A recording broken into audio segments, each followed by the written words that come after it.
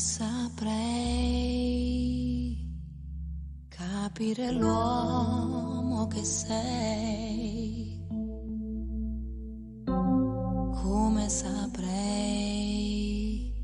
scoprire poi le fantasie che vuoi. Io ci arriverei nel profondo dentro te, nei silenzi tuoi, emozionando sempre più. Come saprei stupire l'uomo che sei, quando stai lì e non sai che voli prendere. Come saprei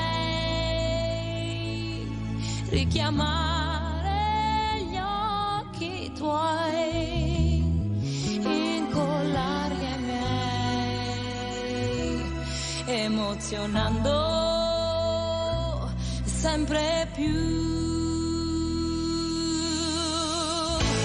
Nel mondo che solitudini ci dà, perché non resti un po' con me? Come saprei amarti io? Nessuno saprebbe mai. Come saprei riuscirci io? Ancora non lo sai. Io ci metterò tutta l'anima che ho. Quanta vita sei da vivere adesso.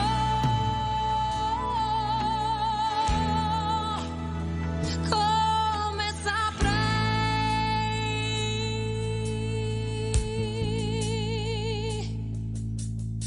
Io vorrei che fosse già pelle il contatto che c'è.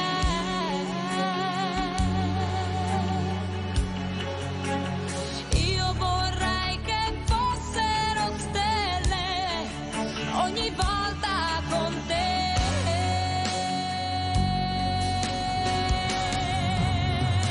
Come saprei amarti io?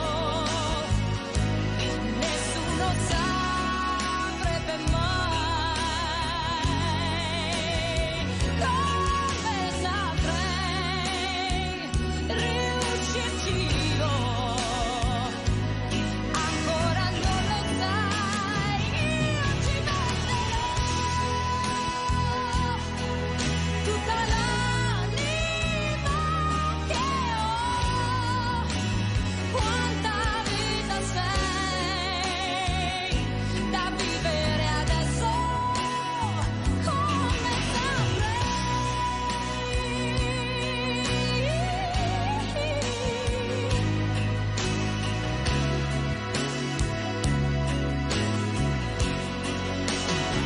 Quanto amore c'è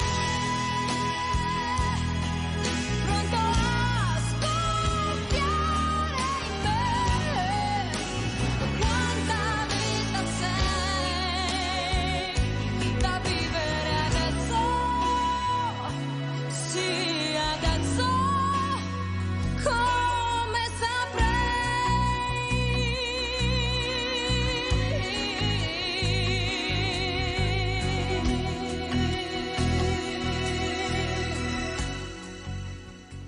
Buongiorno, buongiorno. Questa bellissima canzone di Giorgia la dedico alla famiglia Battistetti Michelin, ai nonni, per questo adorato nipote che non c'è più. Poi vi leggerò la poesia, anzi 2 poesie leggerò dedicate a Mattia Battistetti, perché lunedì ci sarà un processo importante perciò dobbiamo supportare questa famiglia. Vi presento subito gli ospiti graditissimi che abbiamo questa mattina. Abbiamo in presenza Luciano Azzalini, presidente Cimbri del Consiglio. Buongiorno, buongiorno Azzalini, grazie di essere qui con noi. Buongiorno a voi. Abbiamo tutti. collegato da Padova il dottor Giovanni Leone, segretario regionale Confederazione Italiana Medici Ospedalieri. Buongiorno dottor Leoni, grazie di essere qui anche a lei. Buongiorno Mirella, buongiorno a tutti voi. Grazie, grazie. Io partirei proprio da lei, dottor Leoni, perché io quasi tutta la settimana, questa settimana e non solo, ho cardiochirurghi, medici, di tutto e di più, e tutti lamentano la carenza di personale. Sono bravissimi, fanno delle operazioni incredibili, però non basta, hanno bisogno di personale. Com'è la situazione, dottor Leoni, e come vede lei il panorama?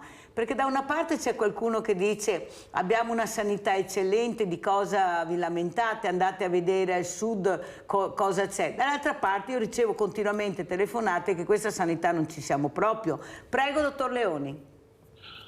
Allora, 2 settimane fa ci siamo incontrati con i cittadini. Abbiamo fatto una manifestazione a Veneto, ma anche in tutta quanta l'Italia, circa 40 sedi. Questo perché esiste una problematica di investimento in sanità.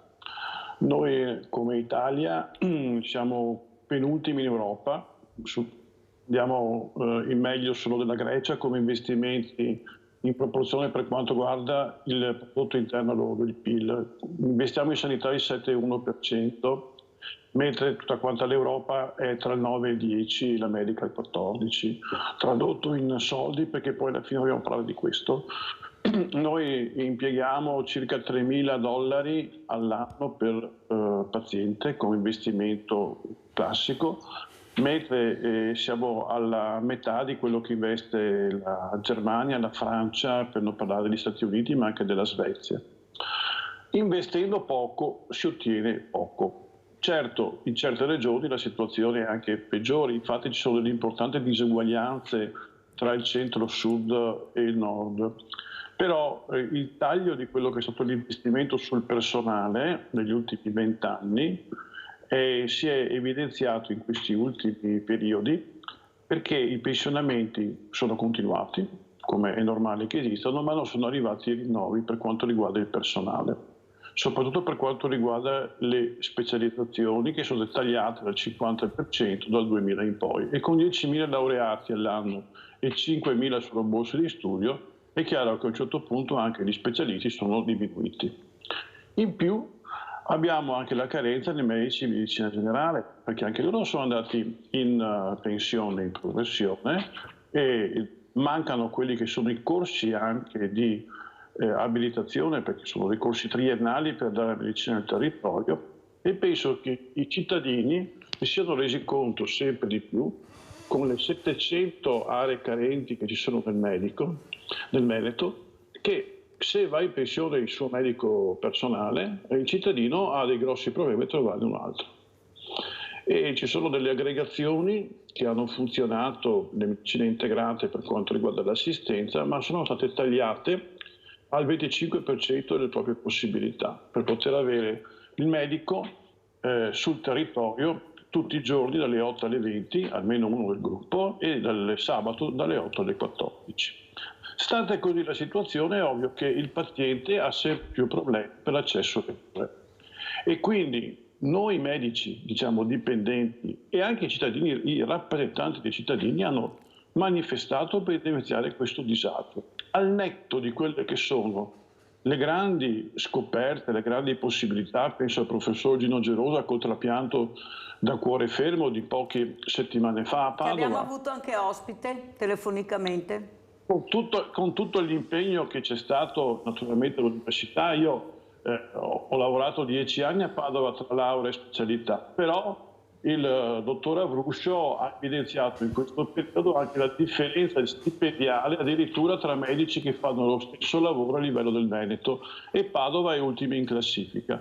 Ci sono dei fenomeni che devono essere assolutamente sistemati, se no cosa succede? Succede che allo Stato le possibilità del neolaureato o del neospecialista sono quelle di trovare un lavoro nel privato, un privato che segue le leggi del mercato, sfrutta anche questa grande novità che sono le cooperative, che secondo me sono un danno impressionante per quanto riguarda l'evoluzione del medico dipendente che ha una sua crescita professionale, ma la soluzione del problema per quanto riguarda la copertura dei turni di servizio, perché sennò semplicemente gli ospedali e i reparti chiudono per mancanza di dipendenti. Dottor Leoni, mi scusi, ma non si può dire che queste cose qualcuno non le sa, sto parlando a livello regionale ma anche a livello nazionale, o non le capiscono. Il problema è che il sospetto è che si voglia andare verso la sanità privata. Questo nel silenzio assoluto di molti che magari avrebbero anche dovuto parlare prima, perché anni che noi sentiamo fatevi la pensione integrativa perché la pensione non vi basterà più. Cioè ci davano col cucchiaino una dose di brutte speranze, non di belle speranze, del futuro. Questa è la verità e noi non siamo stati in grado di capirlo perché nessuno parla mai chiaro come invece si sta facendo adesso. Però è un problema perché la sanità privata sta andando a gonfie vele. Il pubblico, il popolo quando ha problemi, ha dolori, cosa fa? Non può aspettare mesi per fare una visita, avere un problema. E perciò logicamente chi ha la possibilità va a curarsi dal privato. Ma io penso a quelli che non hanno la possibilità, che vivono con 500-600 euro, stipendi bassissimi, e pensiamo a queste figure perché sono quelle più colpite, perché a una certa età purtroppo ti vengono fuori tutte le magagne, come diciamo noi, e queste magagne vanno curate. Invece sono a casa che soffrono in silenzio, che aspettano di essere chiamati. Allora io penso che se c'è una buona politica, che ancora qualcuno sta ascoltando questi diversamente giovani, come li chiamo io, che hanno il diritto di essere curati nel migliore dei modi, perché siamo arrivati così bene, così bravi e belli, e merito loro quei sacrifici che hanno fatto, quel lavoro duro che hanno fatto e anche degli studi duri a volte, quelli che sono riusciti a farli, perché una volta si studiava veramente, quando prendevi la laurea era una laurea seria, non una laurea comprata come hanno fatto molti politici, è inutile che vengano a dire di no, perché è stato chiaramente detto e ridetto.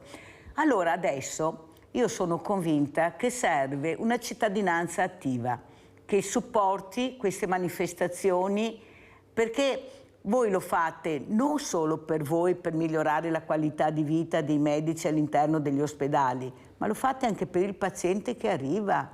È là che la cittadinanza attiva si deve muovere. Il famoso mi novo combatta non può più funzionare. Dobbiamo supportare, fare resilienza. Cosa ne pensa, dottor Leoni? Che questa è la soluzione del problema, Mirella, perché la problematica è che noi tutti paghiamo con le tasse il Servizio Sanitario Nazionale.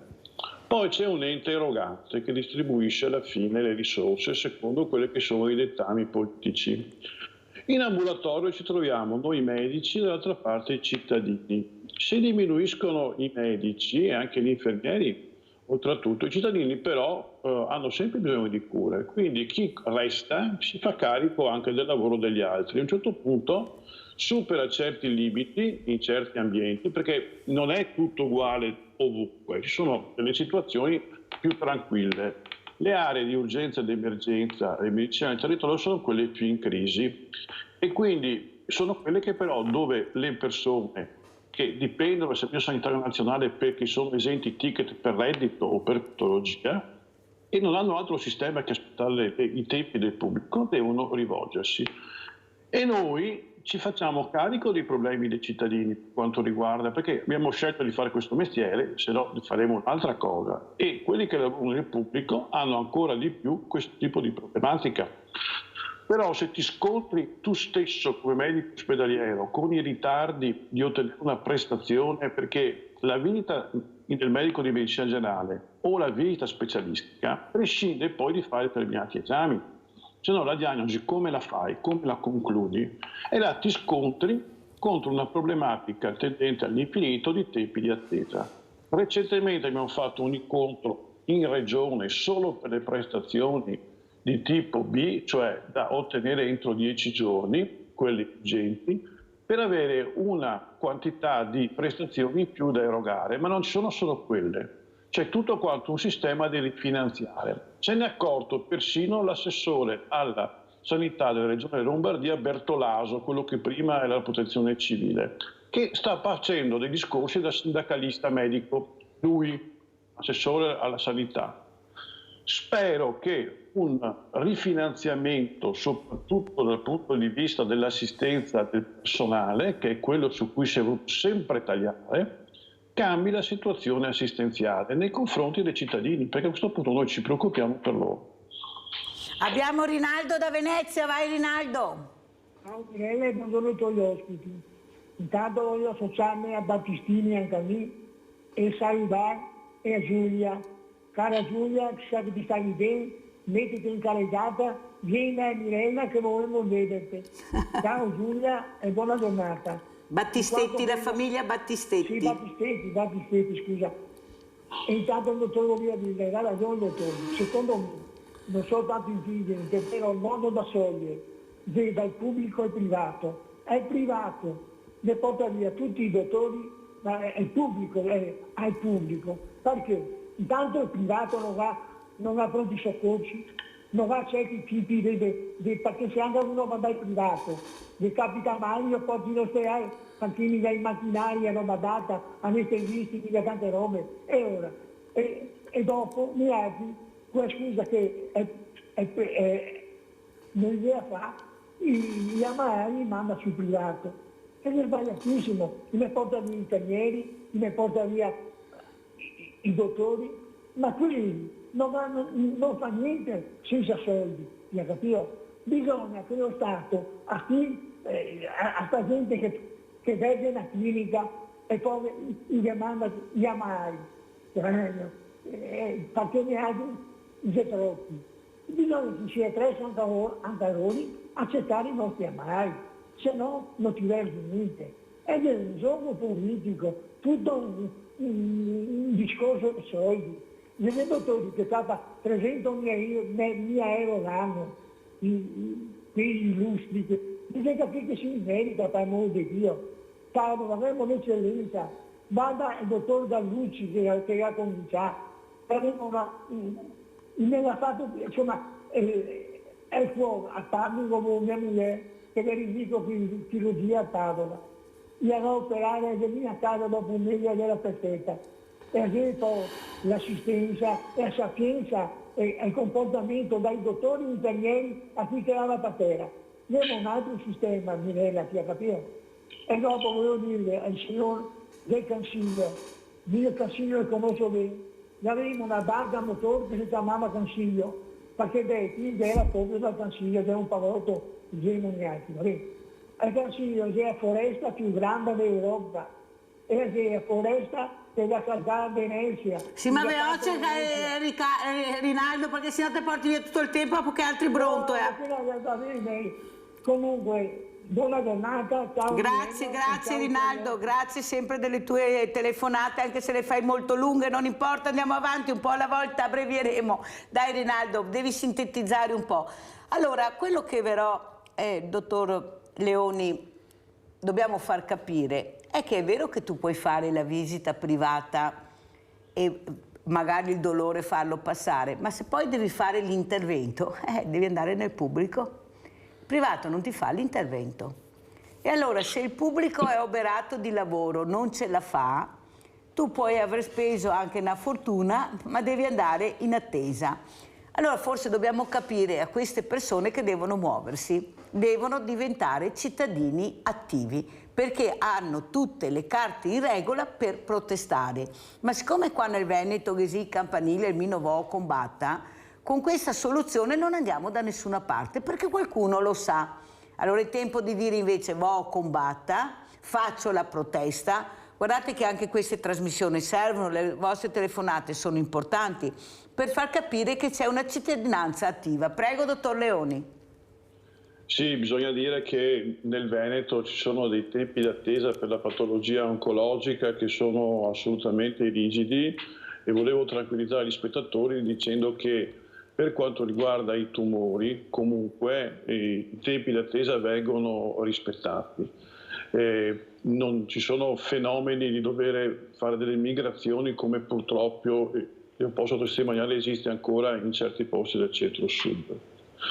Per tanti altri interventi, tipo per esempio la cataratta, oppure interventi rimandabili, la prostata per esempio, benigna, lì c'è una lista d'attesa molto lunga, perché c'è una carenza ovviamente di numero di specialisti che fanno questo tipo di interventi. Poi ci sono tutte le piccole patologie, quelle che possono anche essere trattate in poliambulatori, in altre situazioni.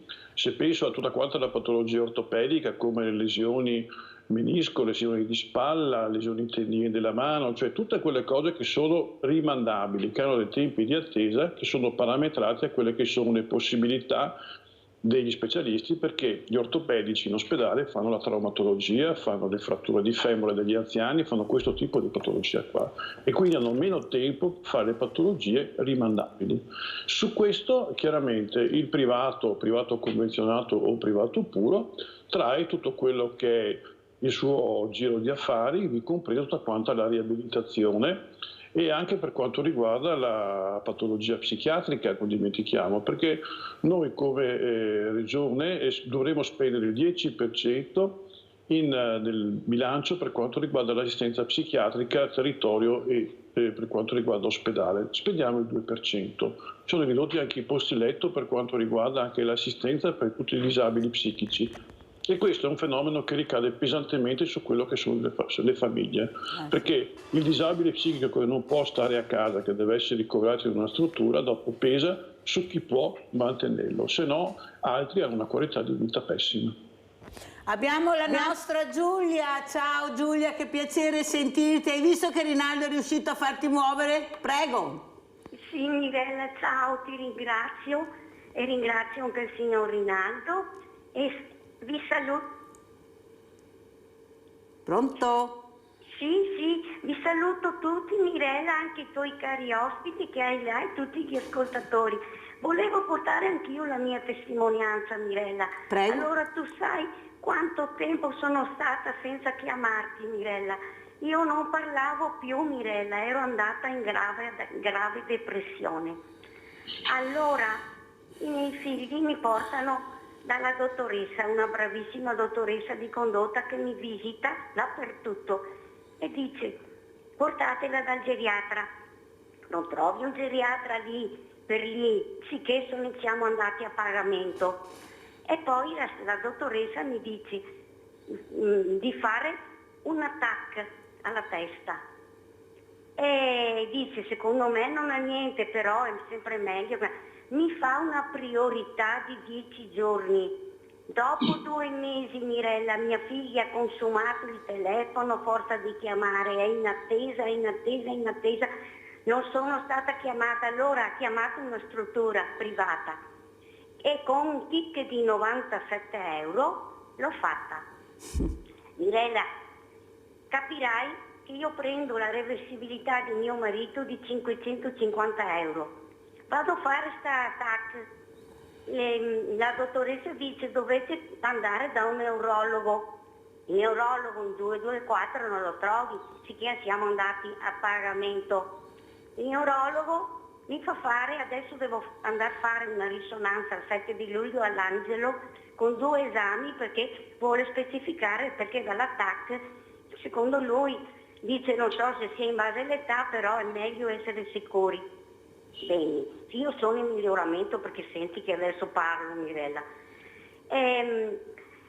E poi il neurologo mi dice: dobbiamo andare a controllare anche con l'Holter le carotidi. L'ho fatto, anche là, Mirella, in altre 80, quasi 90 euro. E così, Mirella, si va avanti, perché hai ragione tu, Mirella, stanno privatizzando anche i pronti soccorsi, perché adesso faranno pronti soccorsi in privato, che quelli che hanno i soldi che possono pagare non aspettano neanche più. E hai ragione tu, Mirella, se hai i soldi. Sono stata fortunata che le mie figlie hanno: mamma, non preoccuparti, che le visite, se non ci arrivi, ti aiutiamo noi. Però, Mirella, io volevo chiamare la dottoressa Vile, senza dottoressa, perché dopo ti ordinano anche le medicine e anche là devi pagare.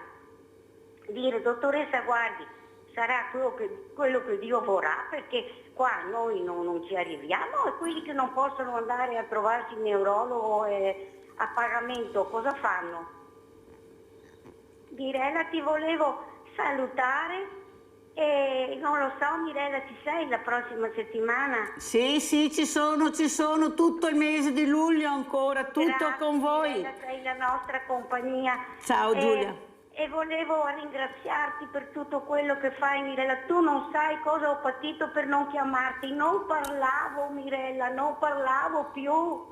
Guarda, questa è la dimostrazione, Giulia, cosa può fare la medicina, l'ascolto, le terapie. Capite bene quello che ha detto Giulia, che ringrazio. Anzi, ti prego di chiamare tutti i giorni perché voglio sentirti, così la voce ti ritorna bene e noi abbiamo piacere di sentirti.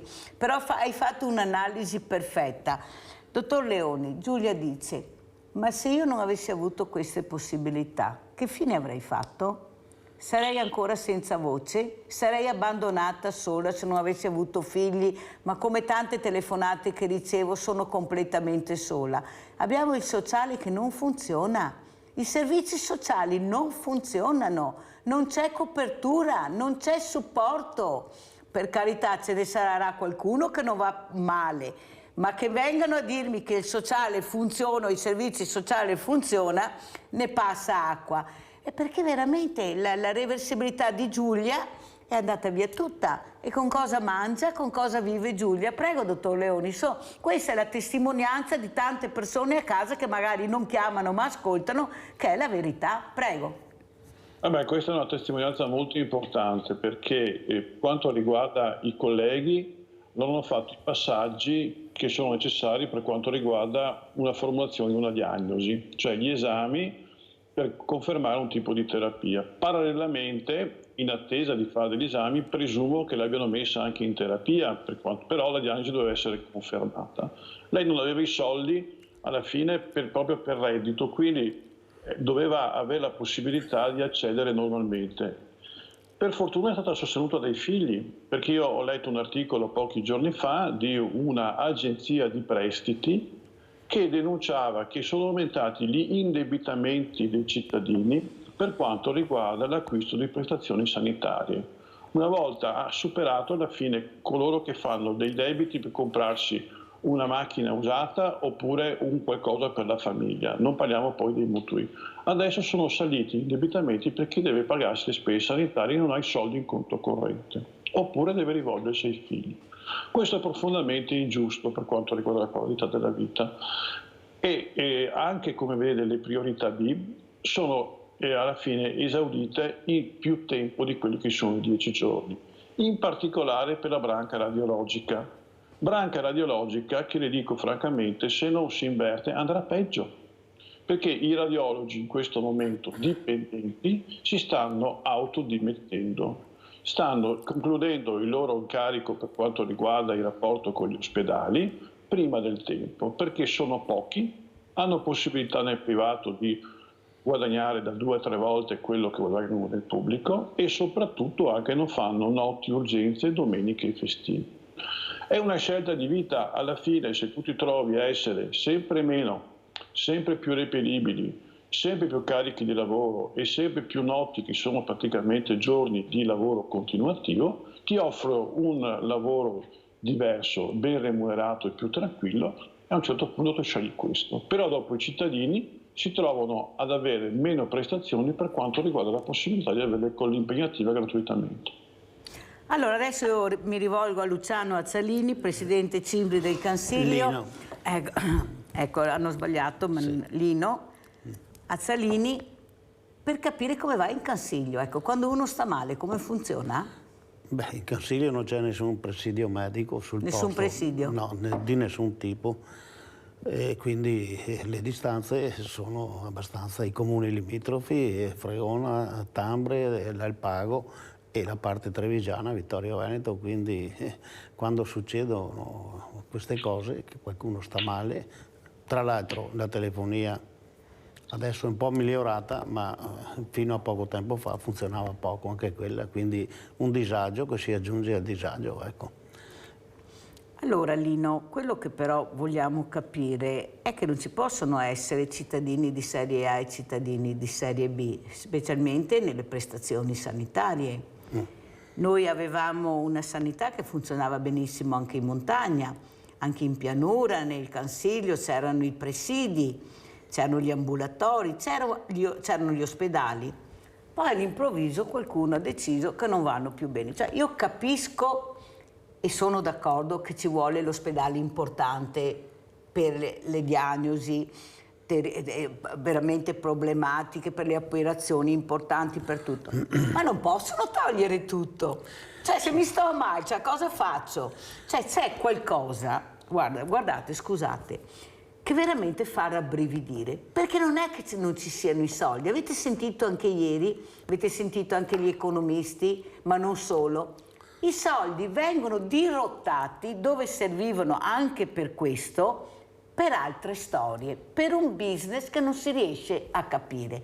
Ma chi se ne frega se tu mi fai la struttura se non ho i medici, non ho gli infermieri, non ho la colonna portante. Capite che stanno tagliando sul personale, che è la spina dorsale degli ospedali, delle case di riposo, di tutto. Cosa dice Lino? Lei, Azzolini? Dico, se parliamo del Cansiglio, dobbiamo dire questo. Il Cansiglio è un ambiente dove non ci sono abitazioni, sono pochissime, ci sono i villaggi cimbri e basta, quindi non è una zona abitata e quindi non c'è mai stato un medico di base presente lì nel territorio, non c'è nessun ambulatorio proprio, non è mai esistito.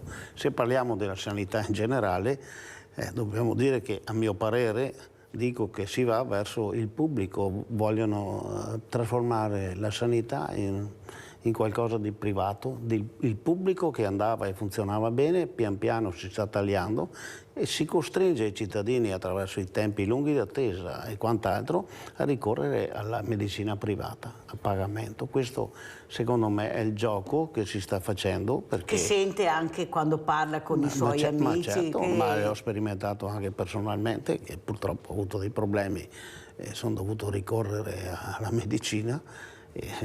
Per affrettare i tempi e le diagnosi e quant'altro devi magari andare a fare la visita da uno specialista privato e quindi è tutto un disagio. E se non hai soldi cosa fai? Questo è il problema, Capire, che no? la gente soffre, che la gente subisce perché chi ha la possibilità... Allora, sai cosa farei io? Quando ho una visita che non ho i soldi, andrei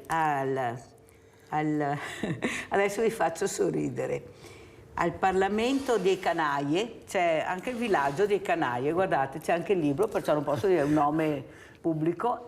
Engra e Elisa nel villaggio di Canaie, andrei al Parlamento di Canaie, quelli che prendono 95.000 euro al mese, che sono i senatori, gli onorevoli, ecco, mi paghi la visita perché io non ce la faccio. Siccome non cambi le leggi, non cambi niente e tu hai tutta questa montagna di soldi, adesso mi paghi la visita come facciamo noi quei veneti schiacciati dalla crisi quando hanno bisogno. Allora andiamo a vedere anche questo video, Cimbri, anima di un popolo, andiamo a vedere e sentire.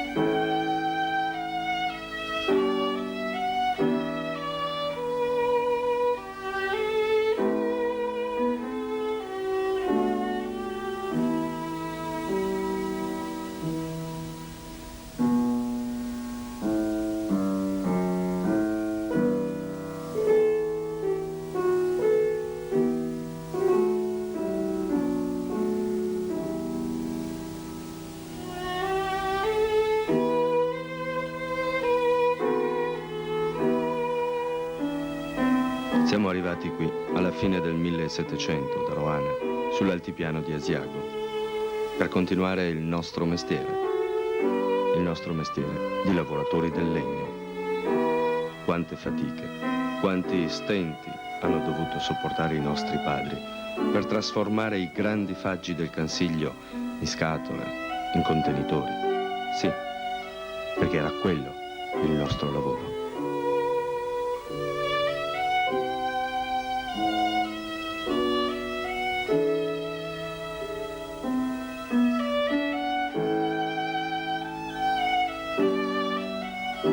Fin da piccoli ci dicevano: ricordati che sei cimbro. La certezza delle mie origini mi ha aiutato a vivere meglio. Eravamo in tanti ed eravamo orgogliosi del nostro lavoro.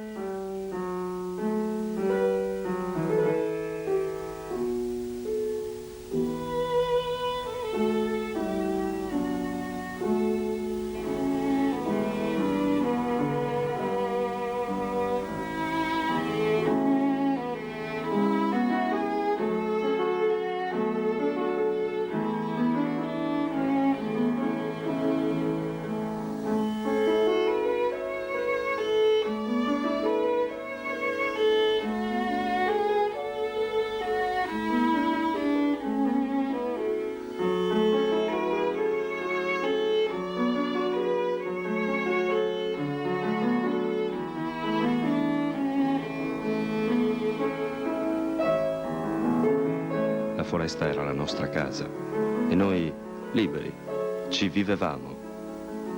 Eravamo in armonia con l'ambiente. Ci insegnavano fin da piccoli a capire il linguaggio della foresta, a capire i segnali del tempo.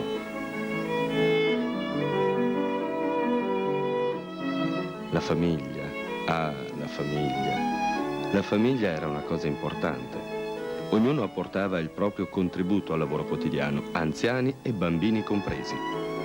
Dalla sua unità, dalla sua compattezza, dipendeva l'esito positivo del futuro.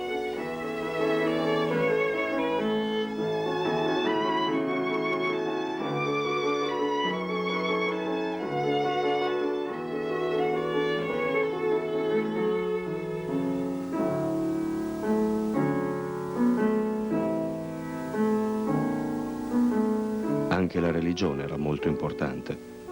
Ogni giorno era accompagnato dalla preghiera delle donne e dei bambini. Gli uomini invece vivevano in silenzio e con dignità la loro preghiera quotidiana, fatta di stenti, fatta di lavoro, fatta di fatica.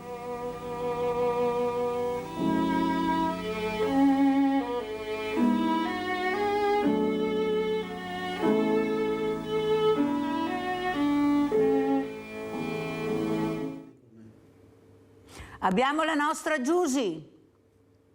Ciao Mirella, Ciao. buongiorno ai tuoi ospiti e un ciao alla Giulia che finalmente l'abbiamo sentita. Che è viva Giulia, sei viva ancora.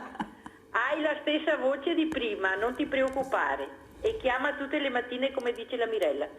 Allora Mirella, come ti dicevo l'altro giorno, che bisogna rivedere le mensilità delle nostre maestranze romane e rivedere anche quelle dell'apparato sanitario, perché se ci mancano loro, Mirella, siamo fritti tutti, no fritti, siamo morti. Io capisco che quelli che sono al Parlamento non si preoccupano per le spese in privato, perché loro minimo coi 20.000 euro al mese, minimo, non si preoccupano davvero. E visto che non si interessano del popolo che li hanno eletti, sono soldi non meritati perché non vediamo niente, non vediamo la luce in fondo al tunnel di tutte queste cose che succedono. Vi saluto. Grazie Giusy. Allora diceva il nostro Lino Azzalini, la passione, l'amore per questo lavoro. Dottor Leoni, voi ce l'avete ma non basta, dovete dare risposte all'ammalato che arriva. Lui vuole essere curato, se sta tanto male anche velocemente, i dolori sono dolori, inutile che ce la raccontiamo. Ecco, cosa dice? Con la passione, ce l'avete ancora sta passione? Perché con questo ciaro di luna che sei in giro, non so, e sì che il Covid ha fatto capire molte cose, prego. Ma intanto mi permetta di salutare anche il signor Lilo, suo ospite, che mi ha rifatto vedere i posti dove ho passato 20 anni quasi della mia gioventù, Tambre, il lago di Santa Croce, l'Alpago e anche i passaggi per il Cansiglio, in cui ho rivisto l'origine poi di un'attività, quella della Falegnameria, che ha fatto grande anche ovviamente anche la Repubblica di Venezia del passato, ma anche tutto quanto l'artigianato locale. Adesso magari siamo più famosi per l'occhialeria, per altri tipi di attività, però la natura è quello che poi sono le nostre origini. È chiaro che l'assistenza sanitaria in ambiente montano ha delle enormi problematiche, peraltro analoghe a quelle dell'ambiente lagumare, cioè pochi cittadini dispersi in una situazione diciamo orografica e geografica sicuramente con una piccole comunità senza le aggregazioni che sono tipiche della città. Però esistevano dei medici e delle attività anche in quelle zone, perché ricordiamoci che il sistema sanitario nazionale nasce a Castelfranco Veneto con Tina Anselmi, che ha tolto il sistema delle mutue e ha fatto il sistema sanitario nazionale nel 78. Quindi noi siamo i depositari di questa eredità di assistenza per tutti. Adesso bisogna agire favorendo quelle che sono le attività di medici che decidono di fare la loro vita professionale in un ambiente disagiato, dando probabilmente gratuitamente l'ambulatorio, dando un affitto a case calmierati, incentivando questi professionisti ad andare a lavorare in alcune zone diverse. Perché se no non vedo molte soluzioni alternative, in quanto ci sono per i nostri giovani delle soluzioni ben più attrattive anche semplicemente oltre cortine, perché quasi tutti ormai sanno bene l'inglese, hanno stipendi da 2 a 3 volte in Svizzera, in Germania, in Inghilterra, ma anche in Francia, e il 20-25% dei neoarrivati o dei specialisti pensa di andare a fare un'attività in un altro paese. Quindi per avere un'assistenza sanitaria in posti disagiati dobbiamo dare una indennità di disagio, dobbiamo facilitare i professionisti che vogliono fare la loro attività. Sa, dottor Leoni, che ho avuto un assessore regionale che ha avuto il coraggio di dire che non è vero che i giovani vanno all'estero? Beh, ma guardare le statistiche, e comunque basta che vada a parlare all'interno delle università degli specialisti e vedere quante persone vengono reclutate anche attraverso gli ordini dei medici, in cui hanno le richieste dei curriculi per poter poi fare le domande per andare all'estero. Abbiamo Sandra da Treviso perché poi dobbiamo andare in pubblicità. Ciao Sandra. Ciao Mirella, buongiorno anche ai tuoi ospiti.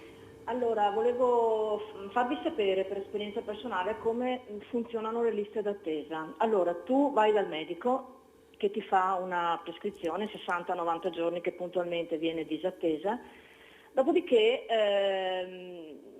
sempre premesso che paghiamo tutto questo, ti chiamano.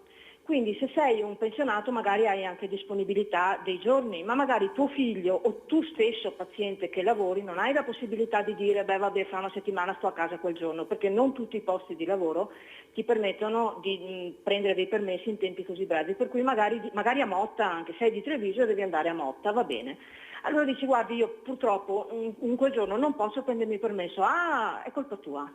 È colpa tua perché in quel giorno, dopo che hai aspettato 3, 4, 5, 6 mesi, non puoi andare. Allora sai cosa succede? Riparte la lista di attesa perché è colpa tua, perché hai rifiutato quel giorno.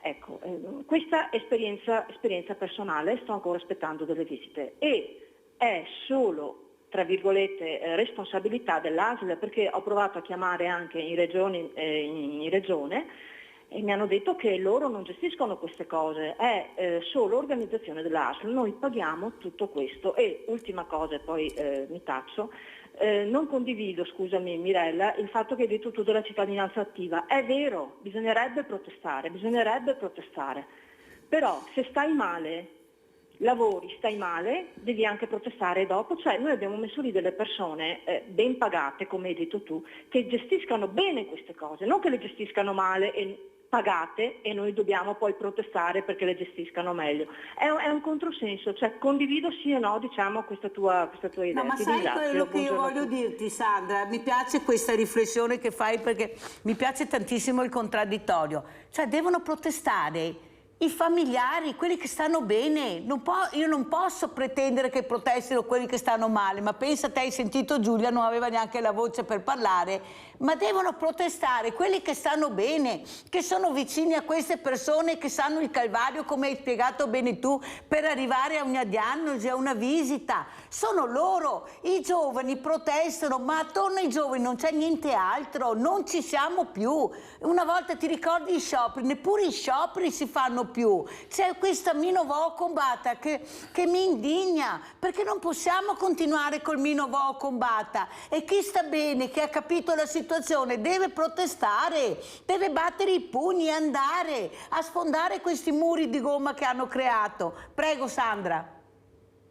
Sì, questo mi innovò combattere, però se una volta era diciamo così un disinteresse, nel senso non voglio aver rogne, non voglio avere altri pensieri, adesso diventa un moto di rassegnazione, secondo me. Purtroppo. Perché abbiamo già tanti problemi e dobbiamo combattere anche questo quando ci sono delle persone che dovrebbero gestirlo, ripeto, pagate molto bene, e dovrebbero gestirlo. No, diventa ancora un peso sulle nostre spalle che, sebbene stiamo bene, ok, stiamo bene, ma ci sono problemi di lavoro, problemi di casa, problemi di affitto, stiamo bene, ma abbiamo già un sacco di problemi e questo è uno di più. Quindi il mio nuovo combattere non lo vedo come un moto di, diciamo così, non voglio interessarmi, lo vedo come un moto di rassegnazione. Non voglio combattere perché c'è tempo perso, Mirella. Ho capito io, però con la rassegnazione non andiamo da nessuna parte, perché loro sanno questo. Sandra, okay, loro lo sanno che siamo così, per quello ci stanno schiacciando. Ci giocano sopra, ma certamente. Ti ringrazio. Grazie invece. Ciao. Sandra della telefonata, pubblicità. Sì.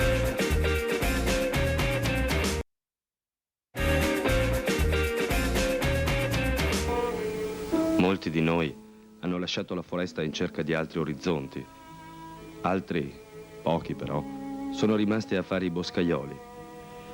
Il rumore delle motoseghe ha rotto la quiete del bosco e anche quella che era la poesia del nostro mestiere.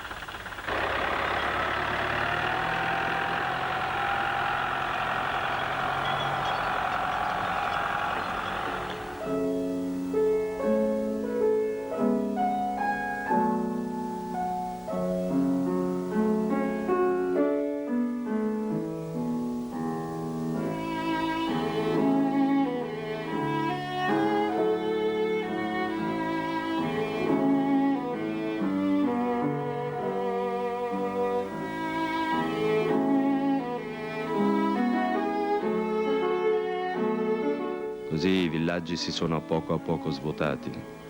Ormai siamo rimasti in pochi e i più sono anziani. Ci rattrista vedere la nostra terra a poco abbandonata e quasi non vorremmo essere noi gli spettatori ultimi di questo triste evento.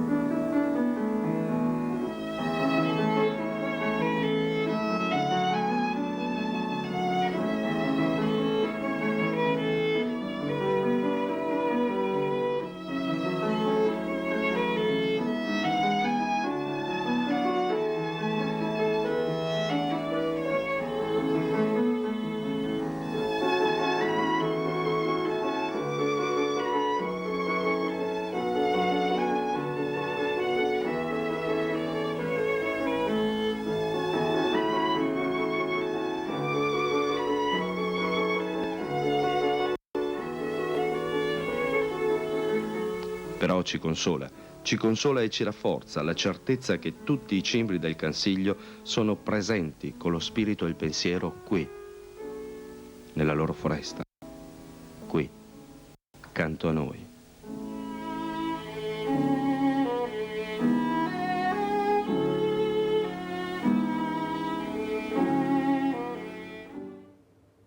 Pian Canaie, vedete che ho ragione che c'era il Pian Canaie, perché Lino Assolini che sorride, perché gli ho fatto una domanda, Canaie se Canaie non c'è niente da fare. C'era questo Pian di Canaie, perché Lino? Ma il toponimo del luogo non sappiamo precisamente da cosa derivi, però storicamente si dice che sopra il villaggio appunto di Pian Canaie ci fosse un passo che una volta era vigilato e presidiato da gente al confino, canaie e robe di questo genere. Però, contrabbandieri, di tutto e di più. Sì, un po' di persone non tanto da evitare. Regaliamo questo libro al Parlamento, glielo mando io, guardate cosa ci hanno portato i cimbri, ecco, in presenza abbiamo appunto Lino Azzalini, guardate c'era il Pian dei Canaie, non è che si sia spostato qualcosa. Allora, dottor Leoni, questa bellezza, prima Lino diceva sono monotoni, no, non sono monotoni, perché non riusciamo più a capire dove c'è la tranquillità, la bellezza, l'armonia. Quasi quasi Lino pensa di aver portato video monotoni, pensate, mentre ci fa vedere una volta come si viveva nel rispetto dell'ambiente, un lavoro duro, non c'era di sicuro palestra, c'era la palestra di vita, era la foresta, questi tagli, questo lavoro durissimo. Anzi, direi a qualcuno, a qualche giudice, di mandare qualche baby gang a fare questo lavoro. Voglio vedere se alla sera hanno tutta quella voglia di fare quello che fanno, visto che sono anche pochi rispetto a quelli bravi. Cerchiamo di portarli magari a fare qualche lavoro impegnativo. Cosa ne pensa, dottor Leoni? Guardi, l'ultimo episodio di violenza in campo Bella Vienna a Venezia è a 200 metri da casa mia, quindi ci può immaginare l'impressione che mi fa questo tipo di degenerazione della vita sociale in questo periodo. Vero è che li stanno disabitando, insomma, le zone che hanno fatto grandi il Veneto che è cresciuto anche sia in montagna che in pianura sul duro lavoro tramandato dai padri ai figli e da impegni proprio fisici per quanto riguarda il proprio lavoro. Quindi vuol dire disciplina, vuol dire una corretta alimentazione, perché sennò semplicemente in taglialene non poteva neanche farlo, qualcuno se lo aveva queste caratteristiche, ma anche molto anche rigore morale. Tutte cose che purtroppo stanno svanendo e la ripartenza, a mio modesto parere, parte dalla scuola. Quell'episodio per esempio della professoressa che solo dopo vari richiami nazionali ha avuto il calo del voto in condotta dei suoi studenti, per me devono essere sospesi almeno per alcuni mesi per riflettere sul loro atto. Tutti questi, diciamo, allentamenti di quello che è il rigore e la disciplina anche delle nuove generazioni che partono dalla famiglia, dalla scuola, poi si riflettono sui comportamenti da adulti. Non c'è niente da fare, quindi si parte da quelli che sono i valori della famiglia e poi la scuola deve consolidarli. Se saltano queste evoluzioni dopo non possiamo avere altro che questi episodi sempre più frequenti.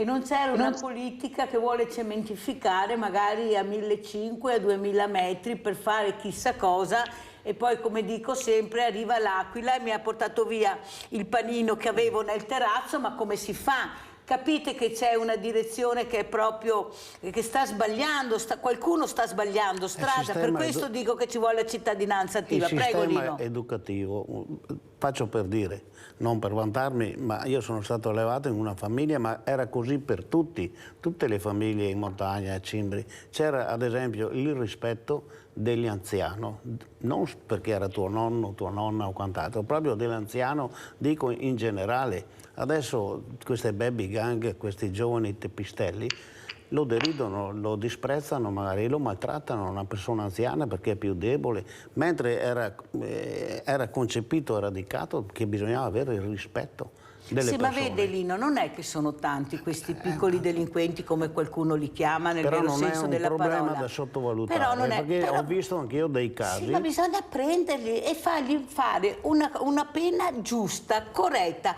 Non è che dobbiamo inchiodarli a un muro e seviziarli, dobbiamo farli lavorare in qualche maniera, farli faticare. Certo. Ecco, questa sarebbe una pena che si potrebbe fare subito. Abbiamo Sergia da Agna. Ciao Sergia, che piacere sentirti. Ciao, buongiorno, ma direi, sono sempre solito io ospedale, tutti sempre visite, robe. Non capisco niente, Mirella. Non sento quello che dici. No, non sei, io sto ascoltando te perché so che quando chiami ci sono dei problemi. Volevo dire, sì, no, chiamarei prima, siccome capisco buono, perché vedo che persone anche vicine di casa senza dare una parola, niente, te crepi. A voi a dirti, guarda, abbiamo la dottoressa Agna, no?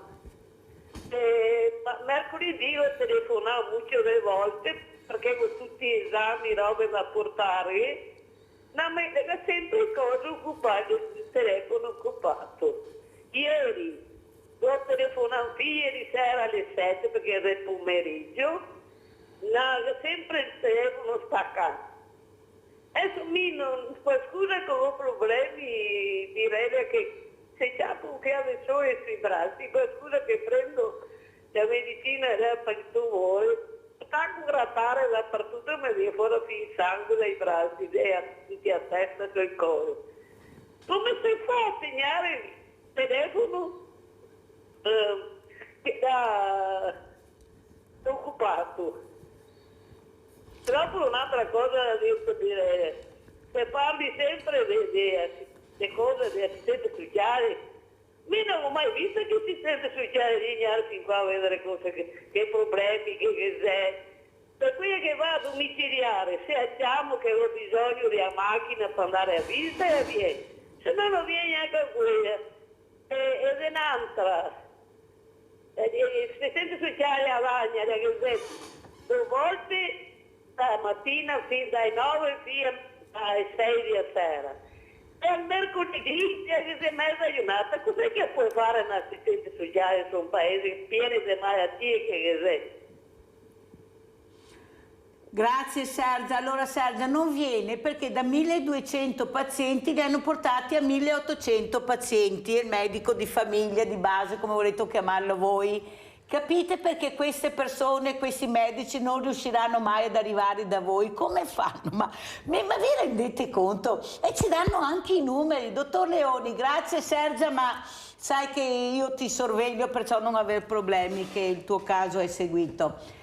Purtroppo le persone, le figure non ci sono e non c'è niente da fare, perciò non arrivano a dare il supporto alla nostra Sergia che dovrebbe meritare. Dottor Leoni, siamo in chiusura, dopo questa telefonata cosa dice, come ci saluta? Allora, io spero che ci possa essere un'inversione di tendenza di investimenti per quanto riguarda l'assistenza, sia per le assistenti sociali che devono verificare lo stato dei pazienti in prevenzione ai eventi poi di malattia e l'aderenza terapeutica. E poi il fatto effettivamente che diano ai medici di medicina generale un'assistenza di tipo amministrativo, di segreteria, per poter rispondere a tutte quante le chiamate di pazienti aumentati.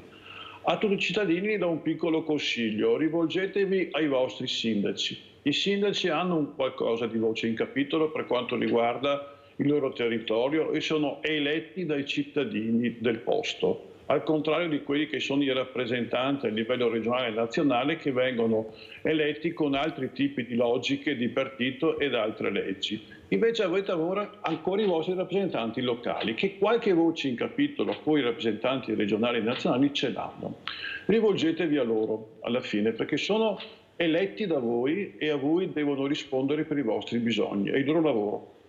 Abbiamo l'ultima telefonata per questa mattinata, abbiamo Leone da Tre Baselli. Ciao Leone. Ciao Mirella, grazie e saluto i tuoi ospiti.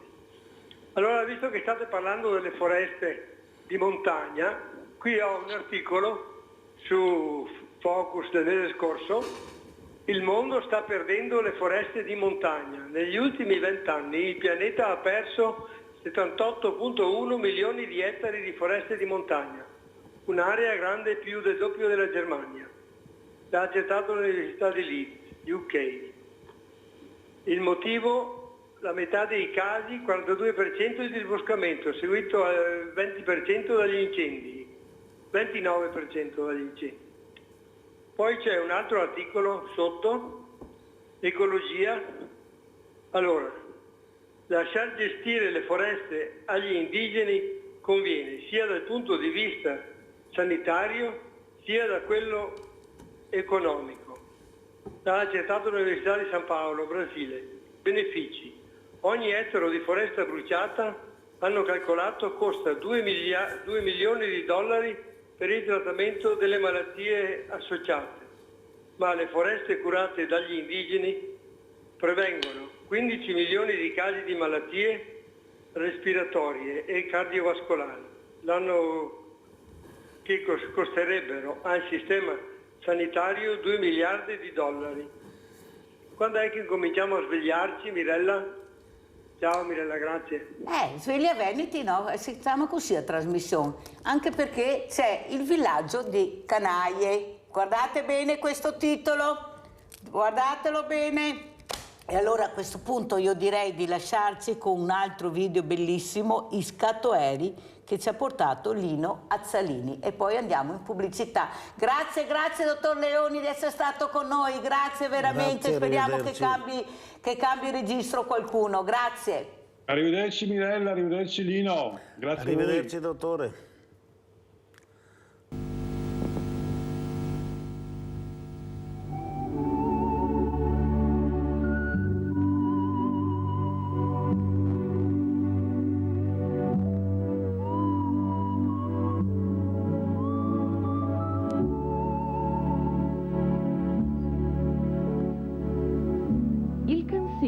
Magnifica foresta incontaminata a cavallo tra le province di Treviso, Belluno e Pordenone.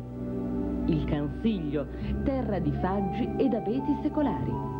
Il Cansiglio, terra cimbra. Con l'avvento di Napoleone nelle terre venete, molte popolazioni si videro private dei privilegi e dei diritti acquisiti. Ai cimbri scatoleri della comunità di Roana, nell'altopiano di Asiago, fu tolto il privilegio di usufruire degli alberi di faggio, necessari per il loro lavoro. Erano loro degli artigiani del legno e ricavavano dal legname di faggio, con una particolare tecnica, delle asticelle dello spessore di qualche millimetro, che, curvate a 360 gradi ed opportunamente assemblate tra loro in varie combinazioni, davano origine a dei contenitori cilindrici molto usati nel vivere di allora. Da qui deriva appunto il termine di cimbri scatoleri. Fu così che verso la fine del 1700, sembra su indicazione di un funzionario della Serenissima, giunsero in Cansiglio, dove gli alberi di faggio erano abbondanti e di ottima qualità. Dapprima arrivarono stagionalmente, poi verso i primi anni del 1800 si insediarono stabilmente formando i primi villaggi: Pian dei Lovi, Pic, Vallorca, Valbona e Canaie Vecio. Furono furono di fatto i primi abitanti della foresta e osarono in quella che allora era considerata un'impresa impossibile: trascorrere nella foresta anche i rigidi inverni, caratterizzati da temperature polari e abbondanti nevicate. Questo è ciò che rimane del villaggio di Kanajeveco, fondato tra il 1820 e il 1830 e abbandonato verso la fine dello stesso secolo. Da qui, attraverso i ricordi del cimbro Sirio Gandin, che inizia il nostro viaggio a ritroso nel tempo, per scoprire la vita e i costumi di questa gente. La caratteristica dei cimbri era la fierezza e il senso di indipendenza, di isolamento. Per molto tempo, infatti, non allacciarono alcun rapporto con le comunità vicine.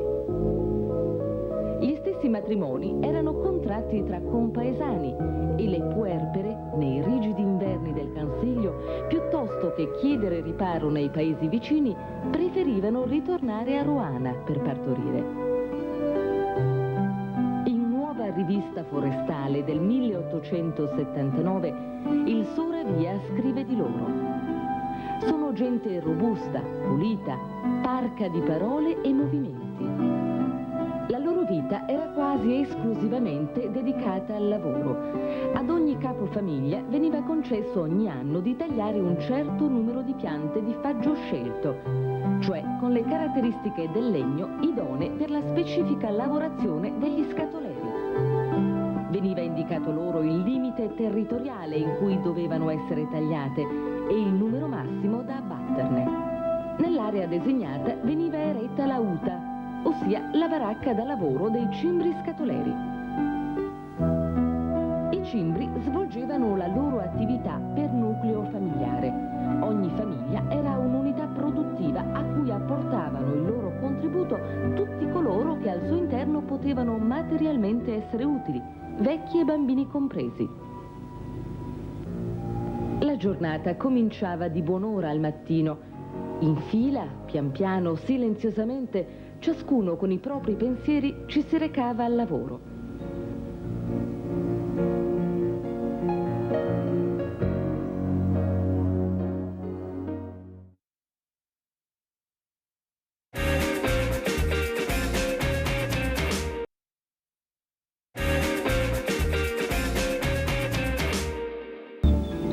L'accetta praticava quindi il tappo, dal lato in cui la pianta era destinata a cadere.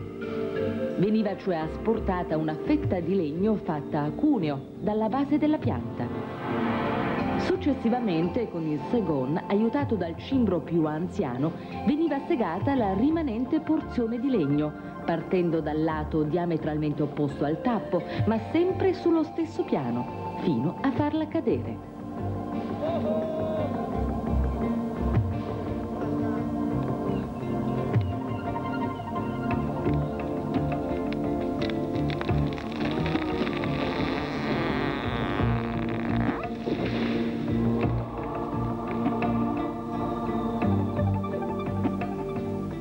Una volta a terra, il faggio veniva sramato e sezionato in vari elementi chiamati soncole.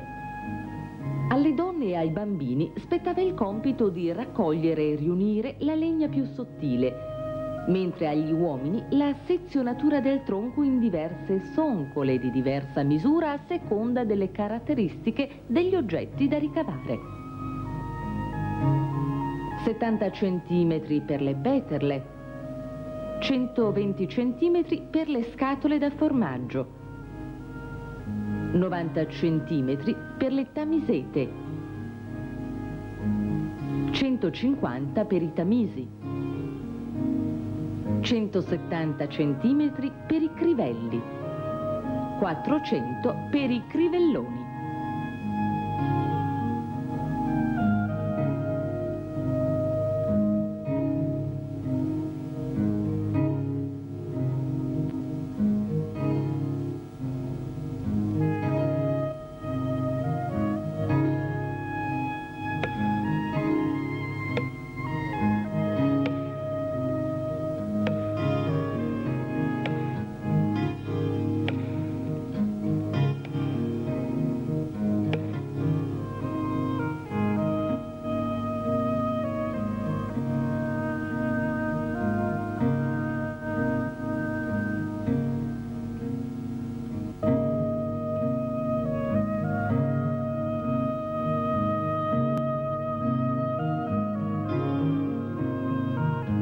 Successivamente le soncole venivano divise in medene e le stesse in quarta, che a loro volta venivano divise in aster.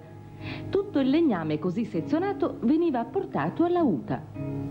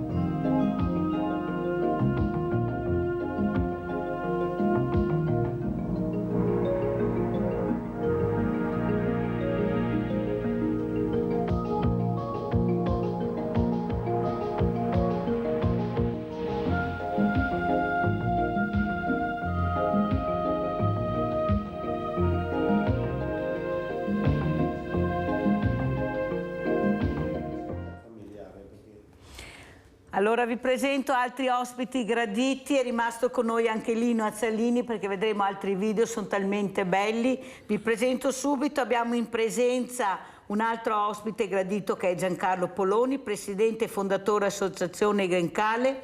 Lui viene dal Montello, perciò parleremo sempre di natura, di alberi, di legno, di associazioni, di volontari.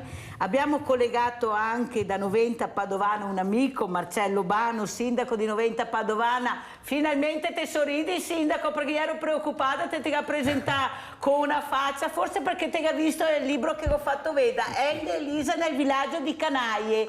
Conosci qualche altro villaggio di Canaie, sindaco? No, non li conosco. Sicuro? Mirella, sì. Buongiorno a tutti. Allora, sindaco, com'è la situazione? Questa Lega il 9% e il 40% che eravate, ecco io oggi Caltira, ma io con Bano posso parlare, tanti voti persi, difficile recuperare, questi Fratelli d'Italia che stanno avanzando, questa premier donna che piace indipendente del ruolo politico che ha, piace per la grinta, per la determinazione, poco ancora per giudicarla, qualcuno dice, ecco com'è la situazione, Baruffi e Ciosotte in casa Lega o sbaglio? No, diciamo finita e mi auguro che sia veramente finita per il semplice fatto che è stato un congresso, il congresso è finito il 24 di giugno e basta. Direi che è ora di archiviare la fase pre-congressuale, post-congressuale e incominciare a lavorare. Bano, lei ha sempre avuto il coraggio di dire quello che pensava. Io mi ricordo quando lei veniva ospite e diceva se non passa l'autonomia andiamo a prenderceli a casa. Sono passati 2078 giorni, ma di questa autonomia se ne parla pochissimo. Anzi, qualcuno ha deciso di passare da un altro fronte, che appunto è Fratelli d'Italia, perché non ha visto arrivare l'autonomia. Com'è la situazione dal suo punto di vista, Bano? Secondo me sono questioni diverse. Allora, in questo momento quello che mi viene detto da Roma è che c'è una forte collaborazione tra Calderoli, la Regione e i parlamentari che stanno lavorando in assoluto silenzio, perché siamo in una fase delicatissima con gli alleati e soprattutto la conferenza Stato-Regioni con le altre regioni sulla quale non vogliono andare avanti su questo percorso, quindi siamo in una fase delicata. E il resto invece, il consenso elettorale è un consenso che noi abbiamo perso perché c'è una leader di un altro partito politico che è molto brava, che ha la fede politica, che è una militante. Io lo dicevo fin dall'inizio perché la seguo dal 92 in maniera indiretta e questa va, quando faceva il ministro della gioventù sul primo governo Berlusconi, questa è brava, cioè non c'è niente da fare, cioè questa va avanti, sa gestire anche il mal di pancia all'interno del governo, è una persona determinata, però è lei, punto, cioè non è che ha una squadra coesa, cioè nel senso lei impone la linea Fratelli d'Italia piace perché c'è lei, se no sarebbe un partito come un altro. Purtroppo la moda dei partiti con il leader sta continuando. Una volta piaceva a Salvini, sono andati al 49-97% alle europee, adesso piace la Meloni. Prima di Salvini c'era il 5 Stelle e poi Renzi, via andare. Quando non raggiungiamo gli obiettivi, gli elettori fanno altre scelte. Sentiamo Maria da Bovolenta, se no mi cade la linea. Ciao Maria. Ciao Mirella, buongiorno ai tuoi ospiti, soprattutto il grande sindaco Umberto Albano. Ecco, senza sindaco, io intanto volevo dirle cosa pensa di Roberto Marcato Vardi. Io sono della Lega di Umberto Bossi ancora, quindi viva la Lega e magari a male che dicono, a me non me ne frega proprio per niente. Quindi io dicevo solo che Roberto era il perno della Lega, quindi che ci pensa, che faccia un pensierino, perché li vogliamo bene, dai, chissà che cambia idea. Anzi, signor Sindaco, magari le insista un po', gli dica che c'è gente che li vuole bene, dai, nonostante tutto. Ecco. E dopo Mirella volevo dire quei bei filmati che ha fatto vedere quel signore che hai lì, guarda, veramente una meraviglia. Ciao Mirella, buongiorno Sindaco, buongiorno e buona giornata a tutti. Ecco, una fedelissima sindaco, come vede la chiamano al telefono, punti di riferimento certi ormai non ce ne sono purtroppo. Allora io passerei, prima di rispondere alla nostra Maria da Bovolenta da parte del sindaco Bano, a quello che ne pensa invece Giancarlo Poloni di questa associazione importante, anche lui un fondatore, per portare avanti tradizioni, rispetto, regole, ambiente. Prego Poloni. Come dicevo, sono un socio fondatore dell'associazione e grazie Mirella di questo invito. Ci siamo conosciuti ancora qualche settimana fa a Venezia in occasione di una nostra mostra, insomma.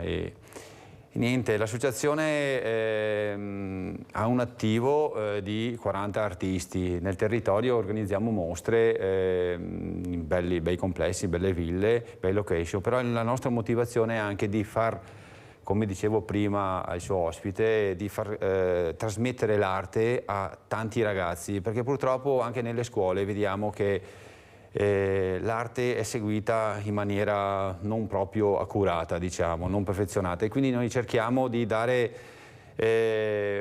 molta più visibilità a quei ragazzi che vorrebbero, hanno le capacità, hanno dei talenti, come ha toccato anche a me quando ero giovane, diciamo, avevo il talento del disegno, della pittura, e avvicinare certi ragazzi a questo mondo che è meraviglioso, perché ho visto questo libro che è bellissimo, ho delle illustrazioni fantastiche, bellissime.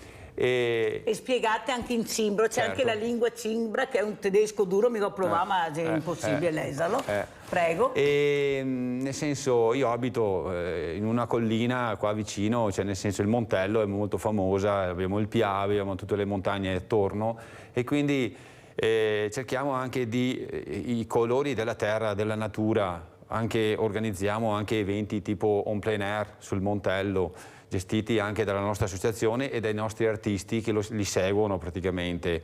Come abbiamo una sede che ci è data ringraziamo anche, sono qua anche per quello, ringraziare il nostro comune di Volpago che ci dà la possibilità Salutiamo anche il sindaco. Salutiamo anche il sindaco, l'assessore, e ci dà la possibilità di poter sfruttare questo tramite delle sedi, di poter trovarci, riunirci, parlare di arte, dare le possibilità ai ragazzi, come dicevo prima, di poter coltivare questa passione, e poi organizziamo appunto degli eventi bellissimi, diciamo, perché sul territorio abbiamo conquistato un po' anche il territorio nostro, diciamo, nel senso nel trevigiano e anche fuori Treviso, e quindi queste bellissime mostre in queste belle location che abbiamo, anche se devo dire una cosa, cerchiamo degli spazi espositivi, perché purtroppo non è facile trovare degli spazi espositivi, e vorrei fare un appello a alle istituzioni, a qualche comune, che dare la possibilità appunto di fare questa belle collettive o personali dei nostri artisti. Insomma, qualcuno ecco, a casa dirà: Mirella, di Villa Margherita, gliel'ho già detto, sono già venuti a vederla, perciò prossimamente se decideranno le porte sono aperte, le hanno già visitate, sì, sono bellissima. rimasti anche affascinati perché è una delle ville più belle che ci sono, delle ville venete. Bano, allora questa cittadinanza attiva, questo volontariato, questo mondo sempre presente, che però viene ripagato poco. Io gliela racconto, lo sa che siamo stati a Venezia, da 7 empori solidali siamo passati a 27, perciò vuol dire che c'è una richiesta incredibile. Ci hanno messo all'isola di Sant'Alvise dove che non passava neanche il can, qua che c'è un testimone, certo, non so che mi racconta storie dell'orso. Io avevo anche dei bambini disabili, perciò una fatica arrivare su sta cavo di Isola Sperdua a Venezia. Abbiamo anche pagato e la trovo una cosa veramente ripugnante per tutto quello che hanno fatto queste associazioni, dove sono arrivate con i video, con i loghi, bellissime, a essere ripagate in questa maniera. Io ho detto davanti alle telecamere, ho avuto anche altri ospiti oltre a Poloni, che forse se ci mettevano in piazza San Marco avrebbero fatto una piccola cosa rispetto a quello che siamo riusciti a dare anche nel periodo di pandemia. Ma questa è la dimostrazione, Bano, che non contiamo, lei lo sa, le mie battaglie in provincia, per i più fragili, per i deboli, le conosce benissimo. Ecco, questi presidenti che si mascherano con una maschera, belli, bravi, buoni, ma la realtà è ben diversa. Ecco, questo mondo di fragilità, di povertà che non esiste per i grandi del territorio. O sbaglio? Lei invece è una persona sensibile che ha cercato di portare avanti i valori, il rispetto, naturalmente col suo senso politico che ha. Prego, Bano. Sì, molto spesso dipende molto dall'amministrazione con la possibilità. Io ho fortuna di avere un assessore ambientale con la quale abbiamo collaborato anche molto prima. Lei faceva tutore legale di alcune persone disabili, ha seguito delle associazioni importanti come Progetto Insieme, e quindi ha sempre dato una mano, era inserita, io mi sono appoggiato a lei, sta portando avanti tantissimi progetti perché è merito suo, ma anche solo, sentivo prima per esempio dei ragazzi che hanno in questo momento hanno dei problemi sociali che dopo sfociano in comportamenti violenti. Noi abbiamo messo gli operatori di strada, li hanno recuperati, gli abbiamo dato gli spazi in autogestione, uno spazio in autogestione che è il centro civico Bugnolo, che viene gestito benissimo, vanno là a studiare. Adesso ci sono 70 ragazzi che i pomeriggi vanno là, studiano, socializzano, giocano a basket, abbiamo cambiato i canestri. Cioè noi stiamo investendo molto per esempio sulle politiche giovanili, sul terzo settore che è assolutamente fondamentale per tutti. Il volontariato è una ricchezza che dobbiamo assolutamente non solo preservare ma incentivare, e quindi diciamo che un sindaco fa poco, se però ha una squadra sensibile e soprattutto capace riesce a far tanto invece. Questo sì. Sì, ma io la voglio col cerino in mano per quanto riguarda la Regione che non ha dato il giusto rispetto a queste associazioni. L'assessore Lanzarini si è fermata mezz'ora, mi sembra 3/4 d'ora, poi è andata via. Sì. Ecco, poi non c'era nessun altro, proprio, ma non sa per quanto presidenti o responsabili di queste associazioni, proprio per rispetto del mondo del volontariato. Lei capisce che sentire che da 7 empori solidali siamo diventati 27 vuol dire che c'è la povertà in aumento che terrorizza, forse terrorizza qualcuno, certo. Per questo forse ci hanno messo all'angolo, ma la prossima volta speriamo vada meglio, speriamo, noi siamo sempre ottimisti, se no non saremo volontari a costo zero. Abbiamo Alessandro da Milano, vai Alessandro. Pronto? Alessandro? Vediamo se... Eccolo qua, prego Alessandro. Alessandro?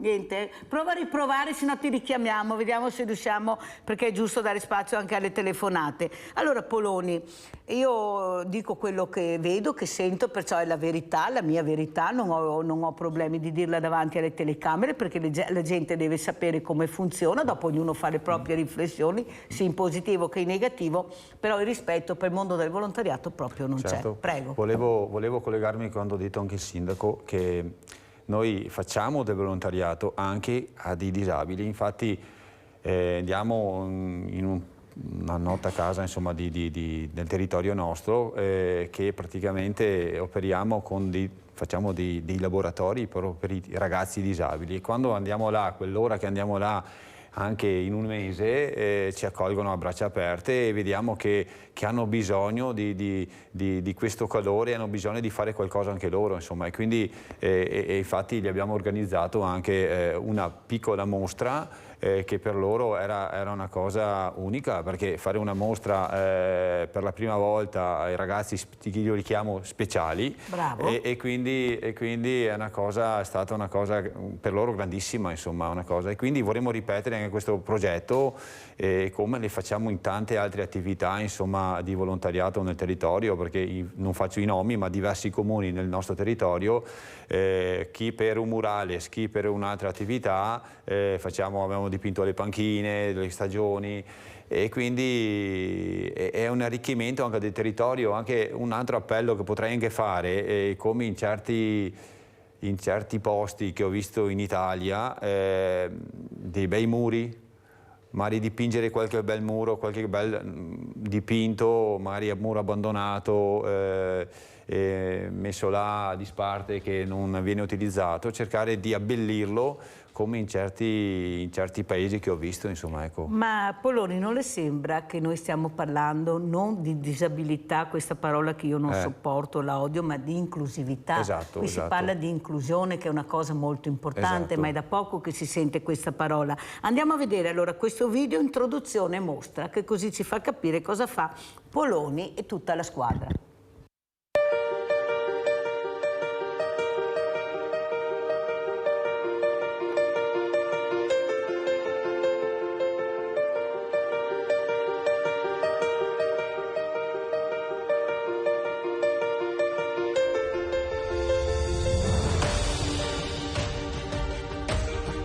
Benvenuti a Scena Aperta, mostra collettiva dell'Associazione Artistica Grecale di Volpago del Montello, un'associazione che proprio in questo 2021 compie 10 anni.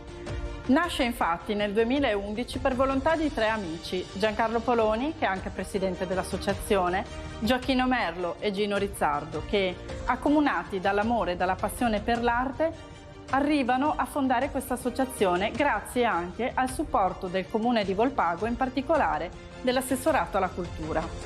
Assessorato che sostiene l'associazione in questi 10 anni e che dà loro la possibilità di avere questa splendida sala espositiva dove oggi 16 artisti sono qui ad esporre le loro opere.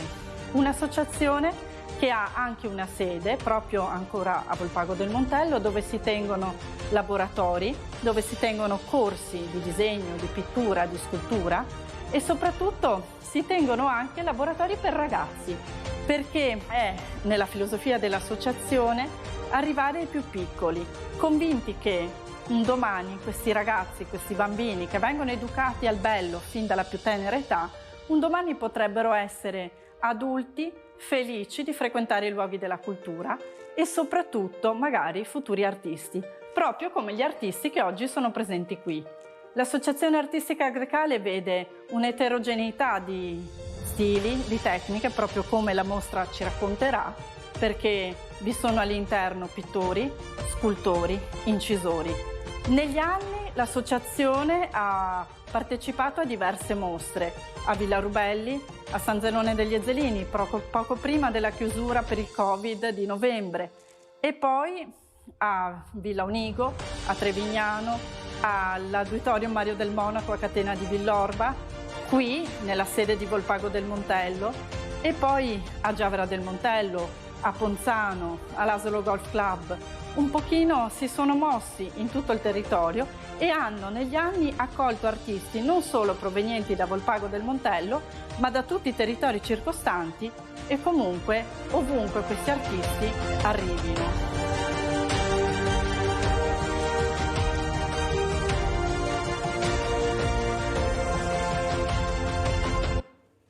Abbiamo in linea Vladimiro da Rovigo, abbiamo perso il nostro Alessandro perché ha preso subito la linea. Vladimiro, vai Vladimiro. Sì, subito dopo mi sono la barchessa. Pronto? Sì, lo so. Vladimiro? Cos'è il centralino? È caduto anche Vladimiro che... No. Non ho capito. Vabbè, comunque riproviamo a vedere. Allora, Grecale perché Poloni? Dunque, nel 2010 è stata così, ci siamo trovati in 3 a decidere questo nome, non sapevamo che nome metterci, e ci siamo trovati sinceramente in un bar, perché il comune dell'epoca, l'altra amministrazione, ci chiedeva appunto di gestire, di creare un gruppo in occasione di un gemellaggio che era stato fatto nel nostro comune, di provare a creare un gruppo con l'appoggio del comune e di estendersi, insomma, ecco. E noi avevamo pensato di fare i nomi,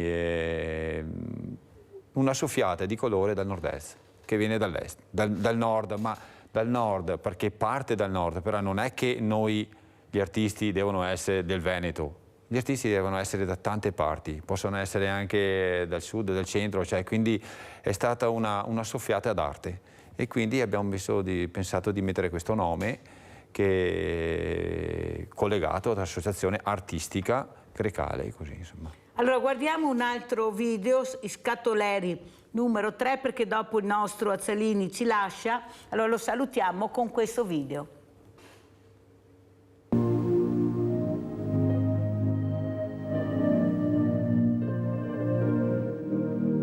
Era usanza che per ogni scatola in legno, il Brent, venissero barattati 4 kg di fagioli e per ogni scatola da formaggio mezzo chilo di formaggio.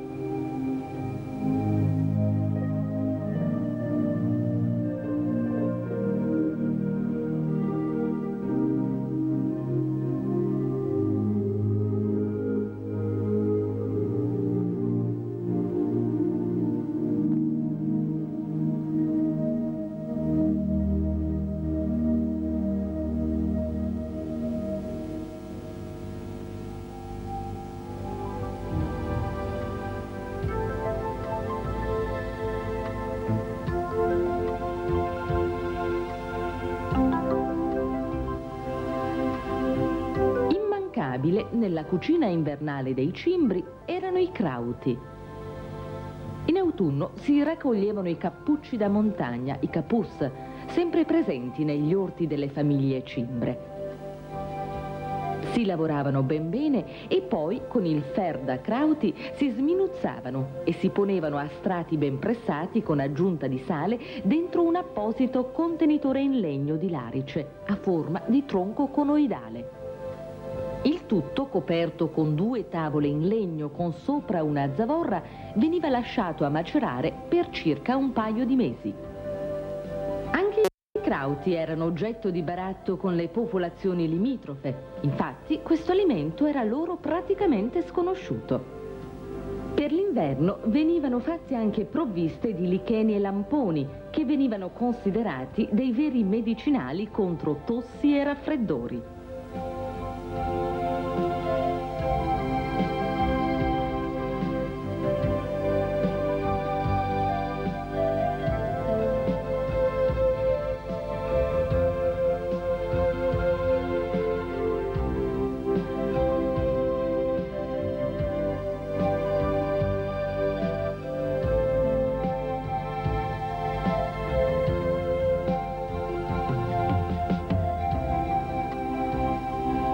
L'arrivo della prima neve veniva sospeso il taglio delle piante e si iniziava a lavorare il legname approvvigionato vicino alla huta. Tale lavorazione continuava fino a primavera inoltrata. All'interno della huta era mantenuto sempre acceso il fuoco che serviva per sgelare il legno da lavorare. La persona più anziana si dedicava generalmente alla squadratura degli aster, per renderli di forma più regolare possibile. Egli segnava su entrambi i lati longitudinali del pezzo di legno una linea e successivamente con la haca, la particolare accetta usata per squadrare, asportava le parti di legno superflue.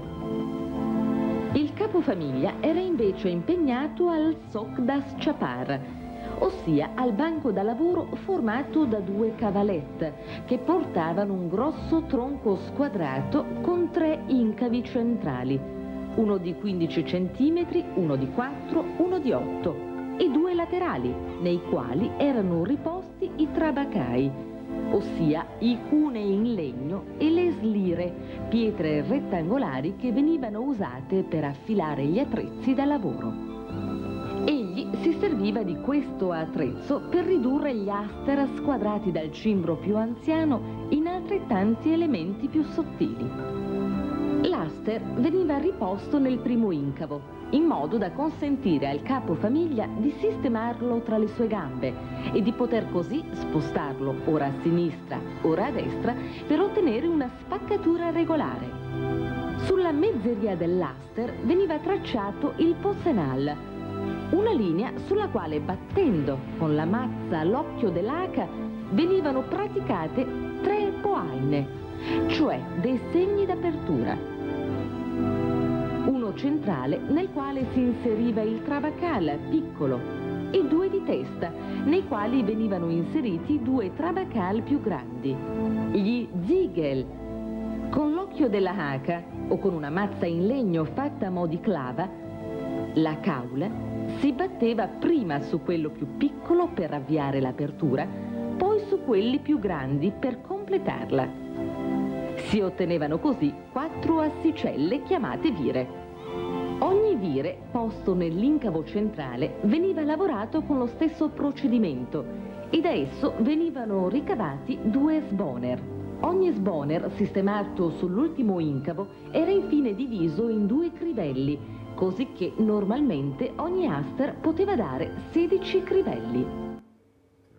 Allora, so che c'è il nostro Vladimiro in linea, ma devo salutare assolutamente Lino Azzalini per far entrare altri ospiti, ma so che un nostro opinionista capirà, anche perché lui poi è appassionato di questi video che non posso interrompere quando partono. Allora, Lino, come ci saluti, Lino Azzalini? Borbeis got un borzegansik, che in taucia sgarreda vorrebbe dire grazie e arrivederci nella nostra parlata. Grazie, grazie. Allora sentiamo intanto che facciamo il cambio dell'ospite, sentiamo cosa ci dice il nostro Vladimiro da Rovigo. Ciao Vladimiro, scusami ancora, ma hai capito come funziona?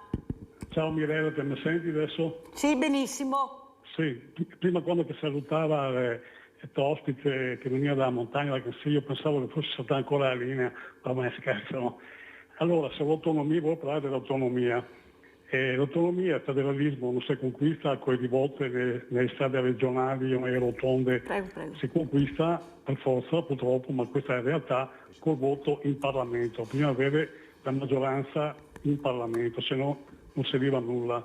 Oggettivamente parlando e anche onestamente parlando, con i governi prima non si poteva ottenere nulla, cioè col governo con i 5 Stelle, con i 5 Stelle e il PD, oppure anche con Draghi che pensava solo all'Europa, alla Nato, all'Ucraina, alla Cina, lì non si poteva avere proprio nulla.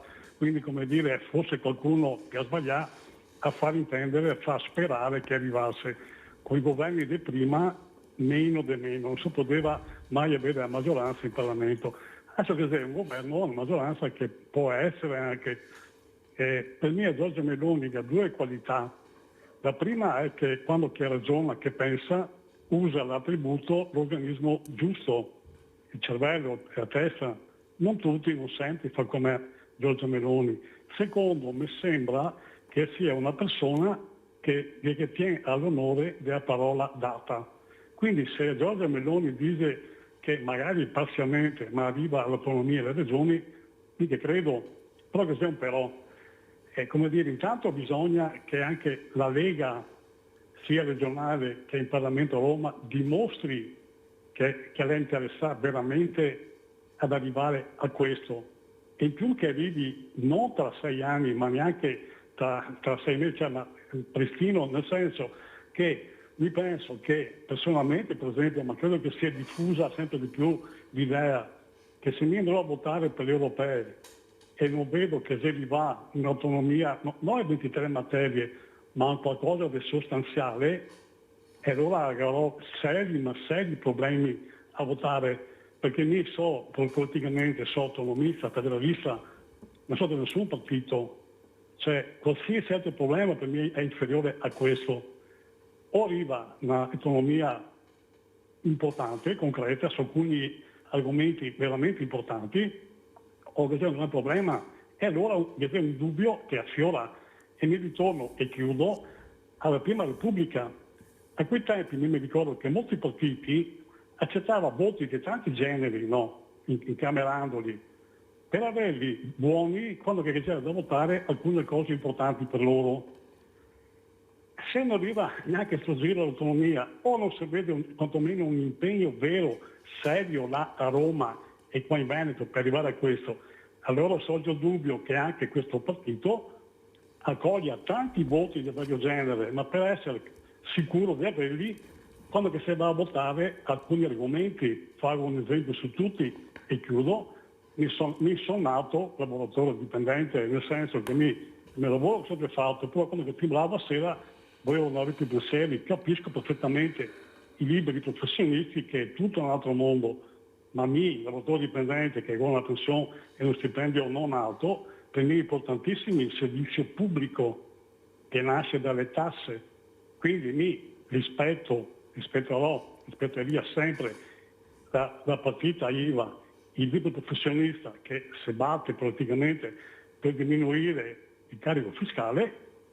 No, posso seguire oltre un certo punto perché mi serviva il medianeggio quindi attenzione, perché dopo la gente comincia a ragionare e dire ma siete voi e voti da me perché io so questo e non altre cose, non ce l'avevo più, cioè che vuoi una serietà, una coerenza e una pubblicità, via parlando, vera e propria, che questa volta deve arrivare robe importanti e concrete, vedendo che anche la Lega si impegna, altrimenti ciao.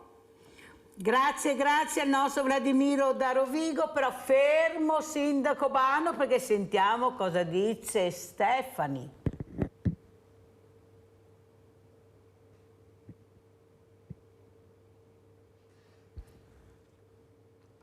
Stefani una settimana dopo.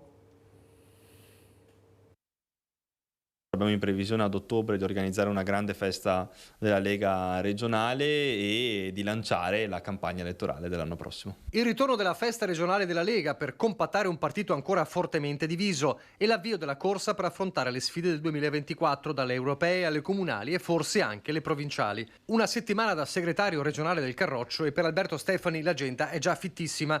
A settembre si concretizzerà un altro dei 15 punti del suo programma. Partirà per primo il tour sull'autonomia, un tour che vuole toccare circoscrizione per spiegare lo stato dell'arte del disegno di legge più importante della storia dei Veneti, che è quello sulla autonomia. Per questo ho già sentito il ministro Calderoli, che si è reso disponibile a fare anche alcuni degli appuntamenti più importanti. Ma è inutile negare che da sabato scorso ci sono 2 fronti aperti e non di poco conto. Uno Stefano Marcon da convincere per ritirare le dimissioni da sindaco a Castelfranco, ci stiamo lavorando, spiega Stefani, e soprattutto il caso Roberto Marcato, in odor di clamoroso addio. Quelle sono scelte personali. Io ho dichiarato più volte che con Roberto Marcato, nonostante nel corso del tempo abbiamo assunto posizioni differenti, ho sempre avuto un rapporto leale, un rapporto franco, un rapporto sincero, e quindi io sono sicuro che lui apprezzi l'idea di restare all'interno di questo movimento politico, perché rappresenta una risorsa per questo movimento e anche perché questo movimento ha garantito anche una continuità dal punto di vista amministrativo e politico su alcuni temi come l'autonomia, che senza la Lega non sarebbero mai arrivati a livello parlamentare. No alle sirene indipendentiste, sembra dire Stefani, che poi torna all'accusa lanciata a Focus da Gian Antonio Darè, il presunto patto Stefani Marcato per battere nettamente Franco Manzato. Io credo che sia una ricostruzione assolutamente infondata, anche perché con un accordo marcato Stefani probabilmente avremmo vinto col 90% e da Re lo sa benissimo, ma a me questo interessa poco. A me interessa che ora ci si metta a lavorare tutti, non per pensare a ricostruzioni di questo tipo, ma per vincere le elezioni amministrative, per vincere le elezioni europee, per vincere le elezioni provinciali. Questo è l'interesse del partito. Prego, Sindaco Bano. Da dove vogliamo partire? Ah, libero. Allora, caso marcato. Allora, secondo me non c'è nessun caso marcato, nel senso che io mi sento col suo staff tutti i giorni e bisogna che questa situazione rientri. Non è più una scelta personale, ma è una scelta assolutamente necessaria per il partito. Oggi Roberto rappresenta una forte componente del partito, piace alla gente, piace agli elettori, ha intercettato il tema principale, diciamo, di questa campagna elettorale, che era il sindacato del territorio, cioè quindi non una restaurazione di quello che era la Lega Nord, ma un aggiornamento e soprattutto una marcatura rispetto a partiti nazionali. Cioè, noi siamo qualcosa di diverso, non siamo un partito nazionale, siamo un partito federalista, un partito autonomista, un partito legato al territorio. E questo qua è il primo. Io penso, dopo che la scadenza delle europee e delle amministrative e probabilmente anche della provincia, perché nel 2024 è molto probabile che andremo a votare anche le province, sia un tema... Magari. Sì, molto probabilmente sarà così, non sia un tema legato solo alla campagna elettorale, ma soprattutto ai contenuti e ai risultati. Cioè, per noi diventa una questione primaria a presentarci alle europee con qualcosa di fatto sull'autonomia, perché se noi andiamo in giro a raccontare esattamente lo stato dell'arte che c'è, che siamo ancora piantati in commissione, che stiamo ancora discutendo con le altre regioni del sud, eccetera, che non stiamo portando a casa un risultato, la gente dopo oggi 2078 giorni, probabilmente là andremo a 2200 giorni, la gente ci dice: ragazzi, io vi voglio anche bene, siete anche simpatici, siete anche dei bravi amministratori, però non vi voto perché non avete... Magari se viene fatto il ponte di Messina prima di quello che serve al Veneto, specialmente l'autonomia, qua veramente c'è un gran punto di domanda. Bano, aspetti un attimo, perché sennò non riesco a far parlare, perché il tempo sta volando. Volevo far parlare anche cosa ne pensa anche come donna Maria Grazia Morocuti, che ha detta stampa e pubbliche relazioni dell'Associazione Grecale. Come donna, questo momento, la cultura, l'importanza, la storia, le tradizioni, le radici. Prego Maria Grazia. Dico a Sandra di aspettare, perché abbiamo anche Sandra in linea, ma è una nostra opinionista. Sandra so che aspetterà. Prego Maria Grazia. Ma io come donna ho visto prima quelle immagini proiettate sullo schermo che vedevano tra i lavoratori moltissime figure femminili che erano, direi, il perno di quella che era la società di allora. E loro nel silenzio, perché il più delle volte non erano presi in considerazione come individui, ma come facenti parte della comunità, erano però quelle che tenevano in piedi la società. Io direi che oggi siamo in una situazione simile, abbiamo molte figure femminili che lavorano e sgobbano, perché bisogna dire che sgobbano. E tanto? E tanto, ma a volte vengono anche tenute un pochino in disparte. Io diciamo che forse magari non approvando una certa linea che può essere ideologica più o meno, ma vedere delle figure femminili che sono riuscite a emergere, la cosa diciamo mi fa finalmente piacere, perché vedo che vengono riconosciute le loro qualità.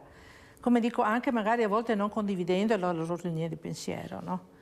E vedo che anche nella nostra associazione, che è l'associazione Grecale, moltissime sono le donne rispetto alle figure maschili, questo bisogna riconoscerlo. Ma nel mondo generale del volontariato questo succede. Persone che si prestano anche moltissimo a lavorare così gratuitamente, anche per la soddisfazione di dare. Lavorano, partecipano, ma forse chi veramente, diciamo, poi alla fine decide sono più delle volte le figure maschili. Purtroppo, dico io, purtroppo. Forse no, che mi dispiace, perché sono persone magari abili, lo sanno fare bene, quindi bisogna riconoscere le capacità. Sì, però Maria Grazia, devo parlare di persone, indipendentemente di maschile o femminile, anche se diciamo che il mondo del volontariato è fatto quasi sicuramente di più persone femminili che di persone maschili. È una cosa che direi che è sempre stata però così. Mancano i giovani, i ragazzi. Come mai, secondo Maria Grazia? Ma secondo me sono un poco stimolati.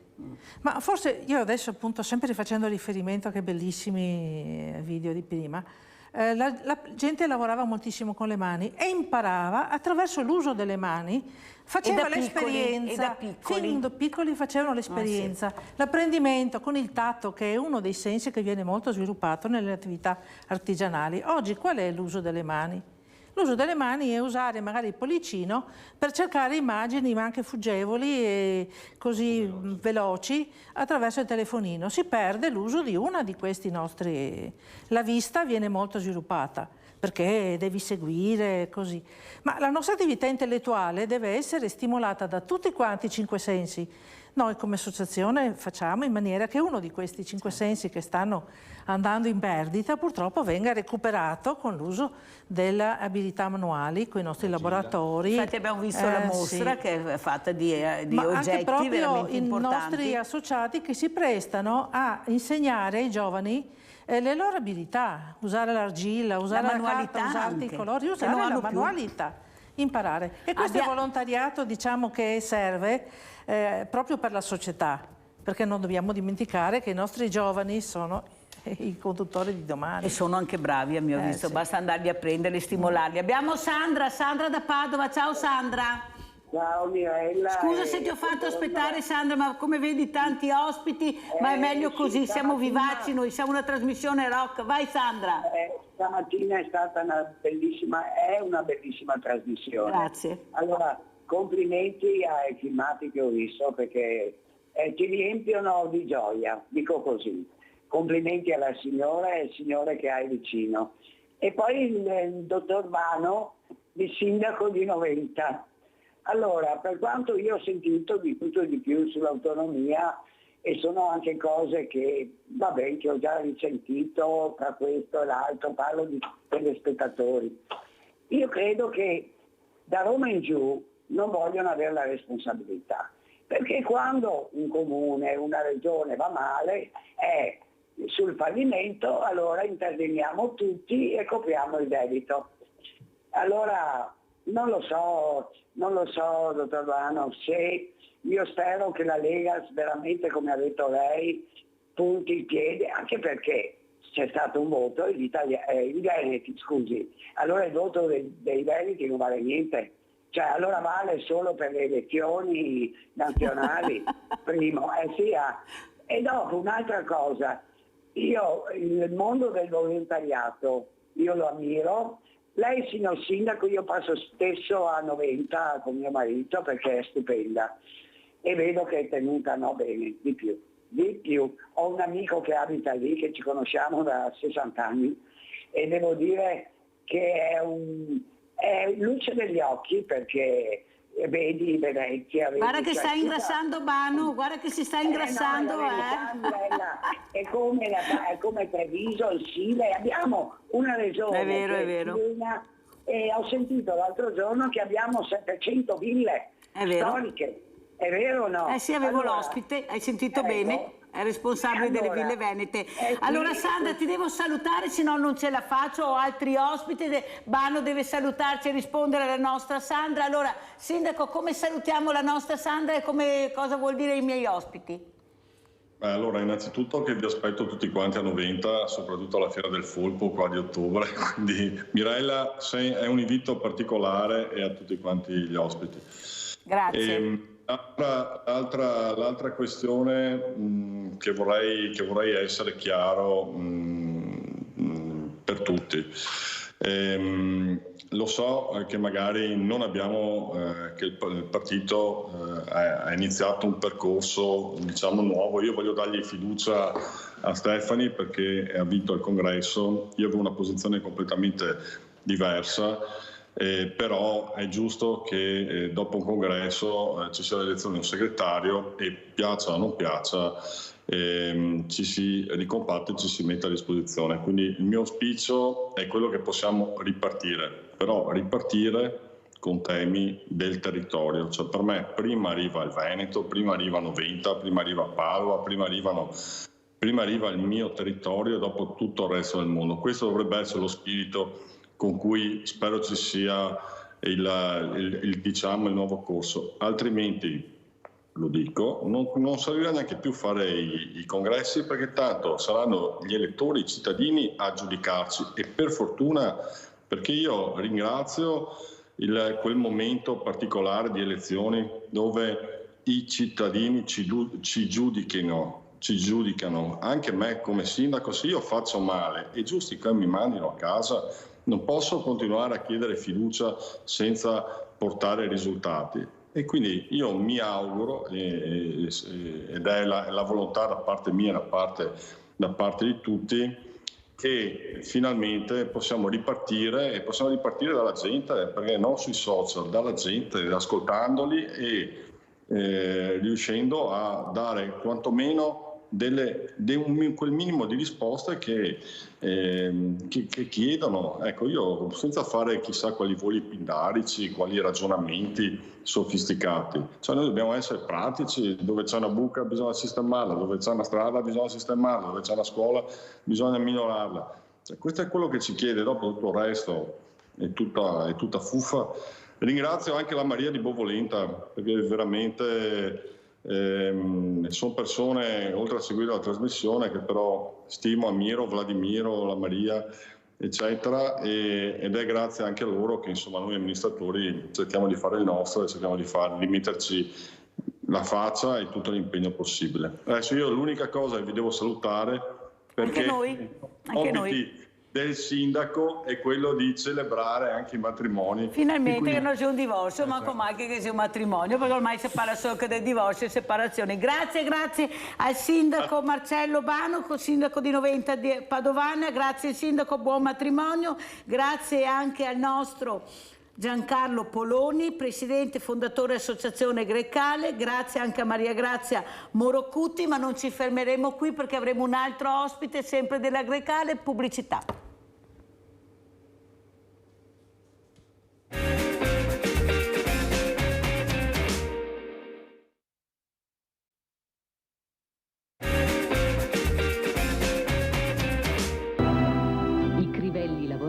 Venivano stesi nelle vicinanze della Uta ad asciugare al sole. Quando si era fatta buona scorta di crivelli, se il tempo era buono, si passava alla tipica lavorazione di far serpoi. Il capofamiglia faceva accendere il fuoco vicino al Sogdas Chapar e vi erigeva accanto una specie di cavalletto che doveva servire per appoggiare i crivelli prima di essere lavorati.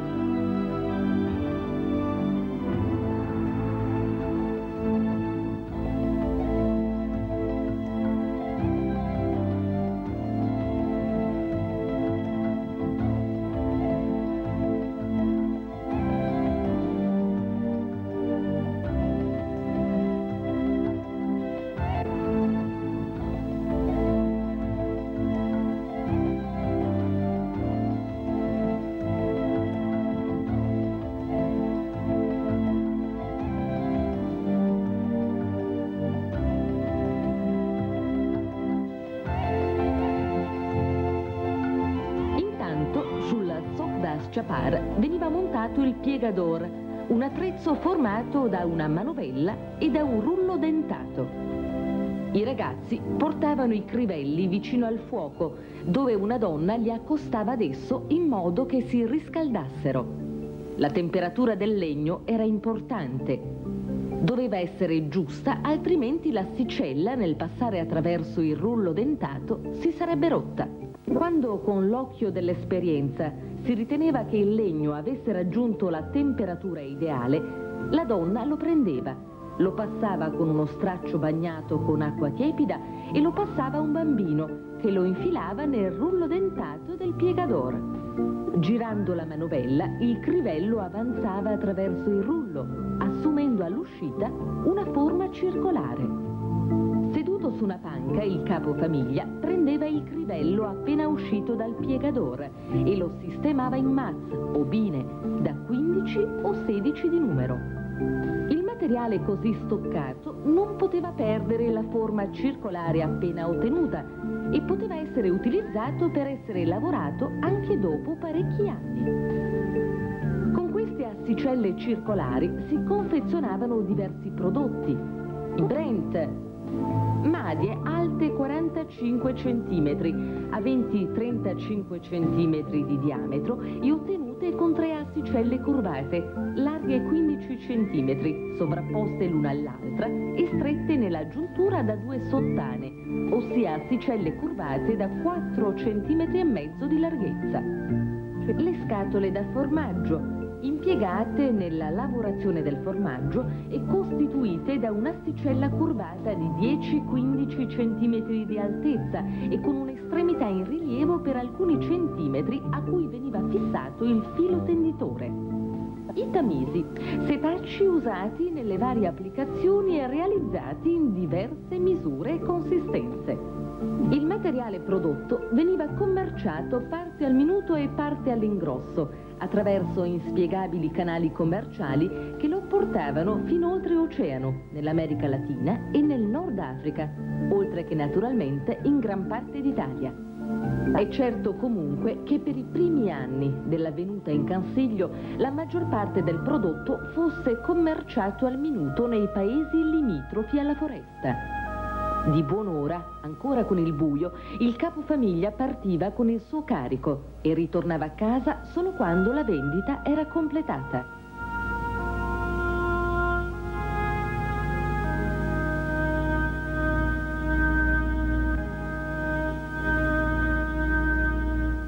La sera la famiglia ritornava stanca al cason, la tipica abitazione in legno dove c'era da aspettare con il fuoco acceso la donna più anziana del nucleo, che si occupava delle faccende domestiche durante il giorno. Il cason era un'abitazione essenziale, fatto con travature in legno e coperto di scandole, o in taluni casi di ramaglia e scarti dalla lavorazione del legno.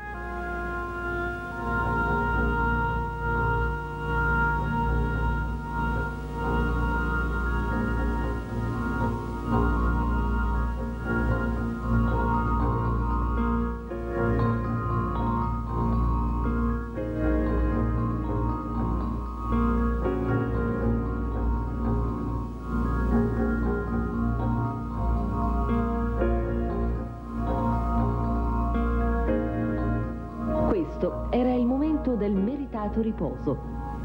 La polenta e il frico davano ristoro alle fatiche del giorno e la famiglia, riunita attorno al fuoco, poteva godere finalmente di un attimo di tranquillità. Proprio Sise zero, ma Sise...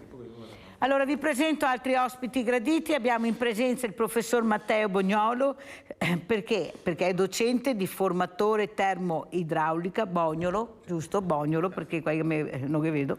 E abbiamo anche un altro ospite, sempre di questa associazione importante Grencale, che è, aspetta che trovo il nome, Gioacchino Merlo, vicepresidente e segretario Associazione Grencale. Allora io partirei proprio dal professor Bognolo. Professore, come sono questi ragazzi? Noi abbiamo visto questi video da bambini, si va nel bosco, si impara a lavorare, si inizia a fare le piccole cose, ma imparando poi un po' alla volta a fare anche le grandi cose, a diventare boscagnoli, falegnami, a creare degli oggetti meravigliosi. C'era manualità, quella che sembra che non ci sia più adesso nei ragazzi. Cosa ci racconta, professor Bognolo? Mi sono accorto che la manualità sta man mano un po' scomparendo. Io dal mio canto, la teoria va messa in pratica perché giustamente le cose bisogna saperle fare, sapere per saper fare. Questa qua è una regola abbastanza aurea. Ma la manualità che si sta pian pianino perdendo.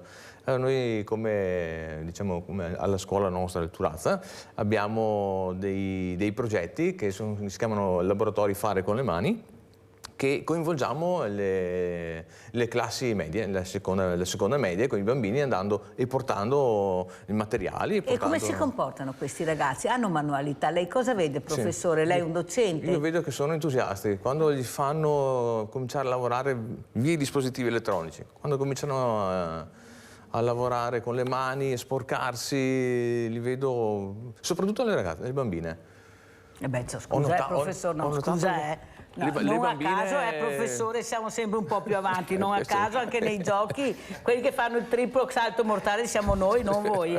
Detto questo, io vorrei sentire anche cosa dice il vicepresidente Gioacchino Merlo, vicepresidente di questa importante associazione che abbiamo conosciuto questa mattina. Prego, Merlo. Noi abbiamo, infatti facciamo questi laboratori per i bambini, che vediamo appunto questa possibilità, gli diamo questa possibilità.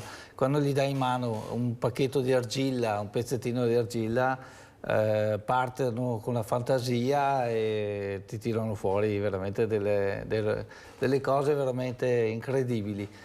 Mi ricordo una bambina cinese ha fatto delle cose incredibili, non so dove venga, ma avrà avuto 8-9 anni.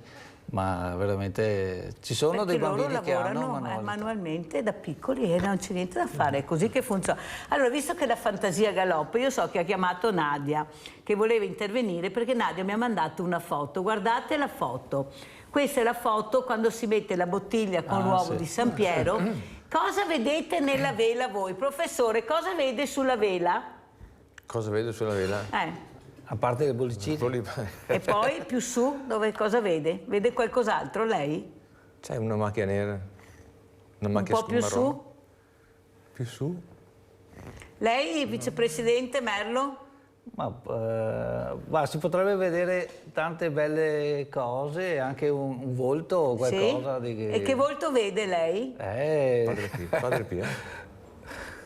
Allora Nadia ha detto che mettendo fuori questa bottiglia alla sera, il giorno dopo ha trovato questa immagine e anch'io ho visto Padre Pio, devo dire la verità, quando me l'ha mandata ho detto ma cosa è che so Dio veda? Allora, mistero su mistero. Allora lei mi ha detto, ci credi? Ho detto, guarda Nadia, non è un problema se credere o non credere. Ognuno può vedere quello che vuole. Siamo in democrazia. Allora, uno vede San Piero, uno vede Padre Pio, qualcosa, qualche santo vedevo, se vede chi è venuto, perché veramente mi viene un po' più di quello che sta succedendo nel nostro paese. Però è bella questa cosa perché fa capire che abbiamo ancora le tradizioni, Merlo. Ecco, queste famiglie, queste donne che mettono fuori in questa bottiglia che insegna ai nipoti e il nipote dice nonna, non sai che il nipote che ha fatto qualcosa, non si sa, però Nadia è andata via, è ritornata e il nipote ha detto nonna guarda cosa è successo, guarda nella vela cosa vedi e anche lei ha visto Padre Pio. Ecco, le tradizioni, prego Merlo. Tradizioni anche nel mondo artistico sono molto importanti, infatti anche quando facciamo delle mostre oppure che facciamo a tema cerchiamo sempre di riprendere qualcosa del passato, qualche ricordo del passato e vediamo anche dei nostri artisti che portano sempre la tradizione nel mezzo. Noi siamo coinvolti anche nei tornei, nei pali che ci sono inerenti alla nostra zona, tipo quello di Montebelluna oppure di Giavera, e ci chiedono di fare il drappo. Nel drappo dipingiamo proprio la tradizione spaccarlegna, la tradizione del... Ma come vede questi ragazzi, ecco, lei, hanno manualità, come dice il professore, se li intrighi, se li annoi non si mette neanche, perché se già vedo che qualcosa potrebbe annoiare, la noia non esiste. Se gli togli il cellulare, secondo me tornano ad avere manualità. Professore, togliere il cellulare è così semplice? No, sono delle lotte che facciamo tutti i santi giorni per cercare di strappare via questi dispositivi che a scuola comunque non servono, perché comunque non sono, diciamo, utili, ma sono delle lotte giornaliere che noi cerchiamo portare avanti. Se poi ci mettono anche i genitori a dire mio figlio ha il diritto di portare il cellulare, perché poi devi confrontarti anche con questi genitori che non capiscono, non vogliono capire, non so come come vivono, su che ambiente vivono, ho visto la fatica che fanno questi insegnanti per far capire che la scuola gira anche in maniera diversa, non col cellulare in mano. Dobbiamo però svincolare tra la tecnologia e l'utilizzo della tecnologia, perché la tecnologia è molto importante. Nel mio lavoro, per esempio, lavoro molto con la tecnologia e ci serve. Se viene usata, ma durante la lezione di scuola, se il cellulare non serve, non va portato, punto. Cioè, magari sono quell'oretta, quelle 2 orette che si fa, magari non so, la teoria di un circuito frigorifero piuttosto di una caldaia, ecco che il telefono sicuramente non serve. Sì, sicuramente. Però sì, diciamo che... Però dopo magari per ottimizzare, per mettere a punto la caldaia, che è sicuramente qualcosa di elettronico, qualcosa di computerizzato. Quelli sono degli step sicuramente successivi. A scuola la base parte con... No, volevo dire questo, non voglio demonizzare la tecnologia, cioè serve. È il momento giusto e nel modo giusto. Nel modo giusto, esatto. È quello il problema grande, cioè non è un modo di usare la tecnologia come le stanno facendo specialmente con i social certi ragazzi, non tutti, ripeto, guardate che sono una minoranza, la maggioranza sono dei bravi ragazzi, guardate che stanno passando dei messaggi devastanti, invece i giovani sono bravi, quasi tutti, hanno voglia anche di fare. Avete sentito che iscrizioni ci sono all'ITIS? Avete sentito che numero elevato? Allora non è vero che funziona come qualcuno vuole farci capire che è tutto da buttare, il bambino è anche l'acqua sporca. No, non funziona proprio così. Allora andiamo a vedere un altro importante, questo video di Poloni è una foto, e la foto invece non è il video, è la foto del logo Associazione Grecale. Andiamo a vedere. Eccolo qua. Perché questo logo? Merlo, come avete scelto questo? Cosa vuol dire questo logo? È molto importante, a scena aperta. A scena aperta, questo volevo accennare che questo video è stato fatto durante il lockdown completo, cioè non si poteva aprire questa mostra al pubblico, però noi l'abbiamo fatta virtualmente, cioè non c'era il pubblico che veniva a vedere questa mostra, l'abbiamo fatta solo tramite video, e l'abbiamo pubblicizzata via internet. Per questo la tecnologia è importante. In quel momento serviva? In quel momento serviva, siamo riusciti a organizzare questa mostra virtuale utilizzando come fosse una vera sala espositiva, ma non c'è stato nessuno che è potuto vederla, se non noi che lo organizzavamo e se no tramite internet o pubblicizzata nei nostri canali che abbiamo a disposizione, perché dobbiamo dire anche la tecnologia ci aiuta nei diversi modi e cerchiamo anche di utilizzarla. Bene, allora salutiamo Gioacchino Merlo, vicepresidente e segretario dell'Associazione Grecale. Noi andiamo a vedere un altro bellissimo video, è il mercatino dei cimbri a Rozzo. Andiamo a vedere, famose patate anche.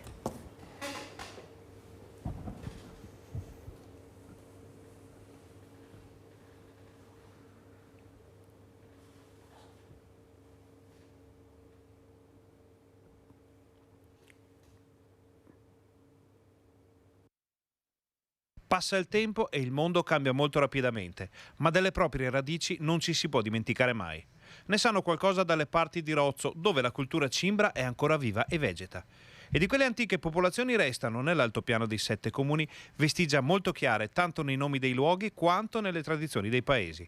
Proprio a Rozzo si svolge ogni martedì di luglio e agosto un particolare mercatino cimbro. Gli espositori sono proprio tutti delle terre cimbre e quindi abbiamo espositori non solo dei 7 comuni ma anche della zona di Recoaro, per esempio, di Posina, ma anche del Bassanese, di Marostica, di Breganze, e tutti hanno delle cose molto particolari e non è un mercato appunto tradizionale, è proprio un mercatino tipico di prodotti locali e anche di artigianato molto, molto fine, molto particolare, dalle ceramiche al legno naturalmente, che comunque la fa sempre da padrone in questi mercatini. Però per esempio abbiamo anche una bancarella di chi fa e lavora la paglia, e quindi fanno proprio per esempio dei cappelli anche su misura, se uno viene lo ordina il martedì e poi il martedì successivo si trova il cappello di paglia su misura apposta per loro. Per chi vuole approfondire c'è anche una bancarella con una selezione di libri sulla cultura cimbra. La proposta del mercatino sembra aver colto nel segno, data la risposta del pubblico. Abbiamo comunque un turismo che ha occupato i B&B qua del nostro piccolo paese e di seconde case che non manca mai. Il nostro è un paese molto tranquillo da questo punto di vista ed è frequentato da persone, magari famiglie, ancora abbiamo i nonni con i nipotini. L'estate del 2020 nelle montagne venete è molto particolare, ma la destinazione prettamente familiare di Rozzo pare non aver risentito dell'emergenza coronavirus. Per fortuna devo dire che non è cambiato molto, anzi abbiamo anche una grossa presenza, che forse è un po' una novità che vediamo, di persone che vengono anche in bicicletta anche dagli altri comuni. Adesso con l'e-bike si fanno anche distanze importanti, dislivelli, la gente non ha più paura. Abbiamo sentito la gente non ha più paura pur di arrivare a vedere questi mercatini, arrivano con delle biciclette speciali che non fanno più aver paura anche su discese, su arte incredibile. Allora abbiamo un altro ospite che ringrazio, è Valente Chieregato, manager. Allora Chieregato, come ha sentito un po' i discorsi che si facevano, tradizioni, culture, arte, storia, ma soprattutto giovani. Questi giovani che a mio avviso invece sono molto bravi e preparati, però l'esempio negativo riesce ad emergere su quella che è la positività di altri ragazzi che fanno anche delle cose molto belle e si impegnano. Prego Chieregato. Credo che sia nel mondo dell'industria, nel mondo del commercio, dell'artigianato, noi siamo in un'epoca dove innanzitutto c'è un problema demografico, tanto per cui ne abbiamo già parlato, tra l'altro i nati sono estremamente di meno, quindi è anche più difficile trovare, diciamo, persone che possono occupare i vari posti, le varie professionalità, perché le persone sono meno, in particolare sono meno i bambini e i ragazzi. Ma il fatto è che alcune professioni, quelle manuali soprattutto, sono estremamente remunerative in questa fase e lo saranno ancora di più nei prossimi anni, prima di tutto perché non c'è l'offerta, quindi è una legge banale di mercato, quando il mercato chiede una professionalità e questa manca, il prezzo sale, quindi è ovvio che nei prossimi anni sia a livello di industria, quindi operai specializzati, sia a livello di artigianato, si guadagnerà di più. E non solo, io per esempio nel mio ambito di lavoro industriale comunque noi abbiamo a che fare con montatori idraulici, elettricisti, ecco queste figure mancano quasi totalmente, credo che a casa tutti abbiano avuto l'esperienza di cercare una figura professionale di questo tipo e negli ultimi anni si fa sempre più fatica, ma non è che si fa più fatica perché diventano preziosi, ma semplicemente perché sono di meno. E credo che molti ragazzi dovrebbero riflettere su questo, cioè sul fatto che in quei campi, in quei settori, è molto più facile trovare una professionalità, è molto più facile che questa professionalità conduca a un guadagno importante, a soddisfazione e anche a un tenore di vita del tutto invidiabile.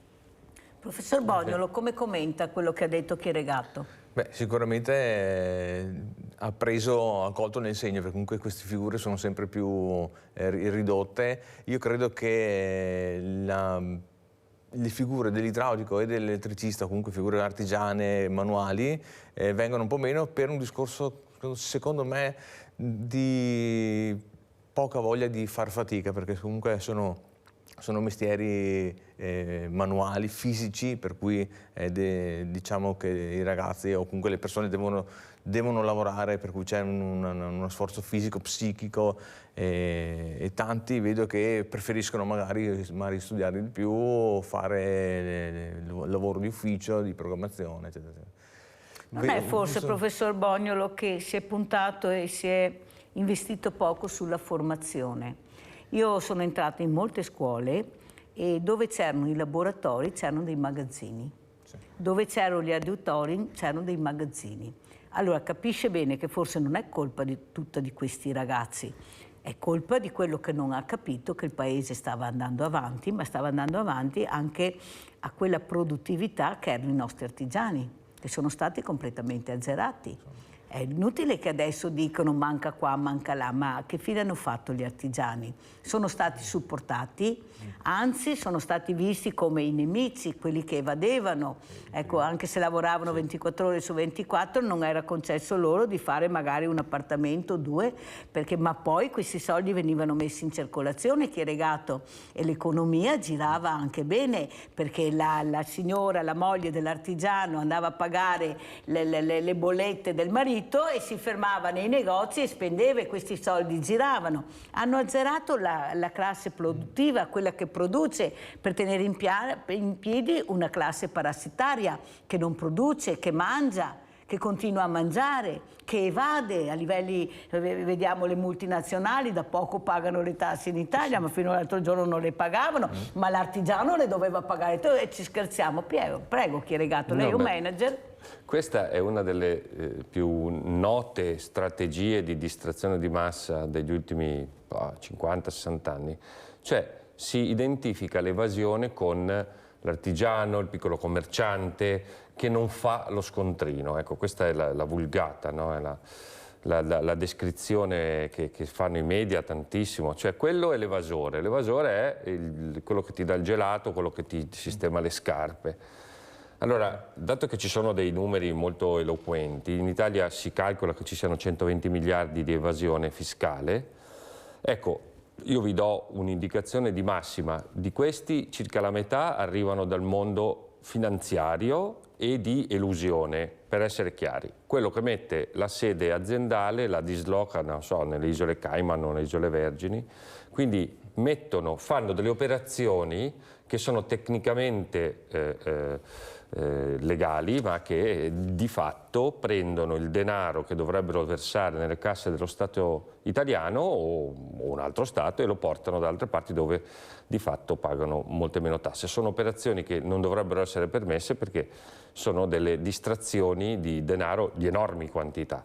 Questo è il primo. Poi ci sono le banche e le assicurazioni che naturalmente sono conniventi in queste manovre e a loro volta le fanno in abbondanza utilizzando lo strumento finanziario.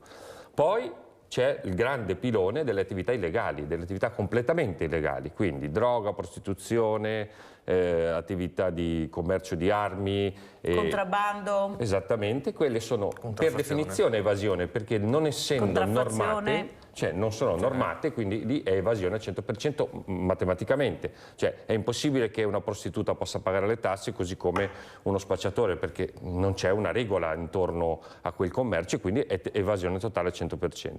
Alla fine di questo giro, no, ci sono anche quelli che non fanno gli scontrini. Stiamo parlando di cifre veramente bassissime a questo punto. Io voglio subito precisare, gli scontrini devono essere fatti, ok? Tutti devono fare ogni scontrino e quello che aggiusta le scarpe deve fare la ricevuta, ok? Questo deve essere chiaro. Ma tutti devono pagare le tasse, ma però. Se noi partissimo dal principio che la vera evasione è quantitativamente di tutto un altro tipo e la combattessimo efficacemente, a quel punto la tassazione si potrebbe abbassare in maniera drastica e naturalmente a quel punto tutti farebbero gli scontrini e a quel punto il fisco sarebbe legittimato ad andare dal commerciante che non fa uno scontrino di €1 e dargli una bastonata, perché a quel punto sarebbe equa la tassazione. Quindi bisogna partire da un principio diverso, cioè che il vero evasore è quello che va in doppio petto e prende l'aereo per le isole Cayman, ed è lui il nostro nemico se parliamo di evasione fiscale. Abbiamo Antonio da Padova, vai Antonio. Sì, pronto, buongiorno e buongiorno anche agli ospiti. Bene. L'Italia va male non perché c'è l'evasione, l'Italia va male perché ci sono gli sprechi, perché noi altri paghiamo le tasse, siamo tartassati e ancora i soldi non bastano. E io capisco una cosa, che con più si paga le tasse e con più l'Italia diventa un popolo miserabile, miseria. Perché è giusto che io lavoro e che pago le tasse giuste, ma quando tu mi tartassi e mi tartassi al 33-40% del mio stipendio viene tassato. Io vi ricordo che quando avevo 20 anni, negli anni 70, le aliquote, le tasse erano divise in 3 parti. In poche parole, la parte dipendenti, La parte, diciamo, della classe media e la parte più ricca erano tassate al 10, al 20 e al 30%. Adesso si parte già dal 27% i più miserabili, arrivare al 55, 60, 70% di tasse. E lo scandalo più grande di questo paese di M maiuscolo è che dicono che ci sono le evasioni fiscali, cioè quelli che vanno all'estero perché ci sono i paradisi fiscali. Cari miei politici del cavolo, non dite mica che qua c'è l'inferno fiscale, perché dove c'è il paradiso, qua c'è l'inferno. E io dico la verità, io sono proprio nell'inferno fiscale, perché io che mi sono in pensione e che ogni 3 mesi, un mese va al governo, perché sono tassati al 27%, ma ci pensi, io che ho pagato la mia pensione già tassata, perché quando pagavo i contributi erano già tassati, e tu governo della mia pensione me la tassi al 27%. Ciò vuol dire che ogni 3 mesi io do uno stipendio al governo.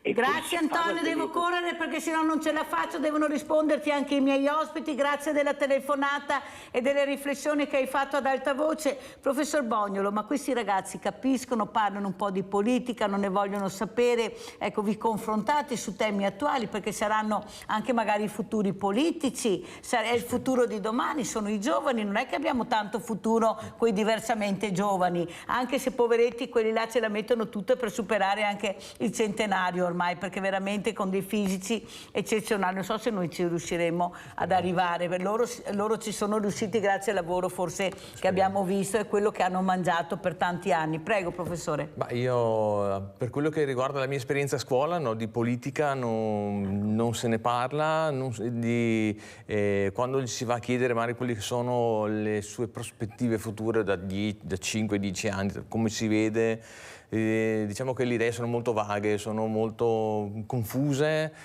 parliamo di ragazzi dai 15, 16, 17 anni, per cui il range più o meno, dopo chi più, chi meno, è ovvio, insomma, ma non hanno bene, le piacerebbe fare questo, però sono ancora nella fase di vediamo. Proviamo. Forse con la confusione che c'è in giro non è mica dargli neanche torto, però certo, no, assolutamente cioè, è giusto anche formarli per quello che riguarda anche quello che potrebbe essere, cioè già avviando una professione si costruiscono un percorso nel futuro. Sono sempre che gli dico, con questa professione qua voi vi create un futuro stabile, perché sono delle professioni che avranno sempre richiesta. Alcuni possono cominciare a capire questa cosa qua, però la maggior parte non li vedo un po'. Come si comportano questi ragazzi a scuola? Perché abbiamo sentito i pallini sparati da questi ragazzi a questa povera insegnante, ecco, questa spalvaderia nei confronti, ecco, degli insegnanti, dei docenti. Ecco, nella sua scuola come funziona, professor Bognolo? Diciamo che i ragazzi sono vari caratteri, c'è quello bravo, c'è quello meno bravo, c'è quello più diligente, c'è quello un po' più... Come sempre. Un po' dappertutto. Diciamo che è un'età sicuramente complicata, insomma, dalla prima alla quarta superiore, insomma, sono un'età un po'... Il rispetto si cerca di farglielo, diciamo, ma è una scuola capire. Che vi intriga, professore, questa scuola, perché ho sentito diversi ragazzi che dicevano che vorrebbero anche una scuola diversa, magari una scuola che li intrigasse di più, ecco, magari un po' più manuale anche, sì, magari anche nei pomeriggi, non è detto che per forza deve essere al mattino, ma magari anche nel pomeriggio, perché mi spiegate adesso questi ragazzi cosa fanno quando avranno finito gli esami finché non riprenderà la scuola? Non tutti hanno la fortuna di andare alle Bahamas, alle Seychelles o anche qui vicino a noi. Ci sono dei ragazzi che io ho le mamme che vengono a prendere la borsa della spesa e ho cercato di dare questi centri estivi gratuiti con la scuola del fumetto, no? Che non fa facciano niente, proprio per capire se hanno questa creatività, e devo dire, guardate che fanno dei disegni che sono fantastici e sono veramente bravi. Prego. Noi abbiamo, il nostro percorso formativo prevede un'alternanza scuola-lavoro.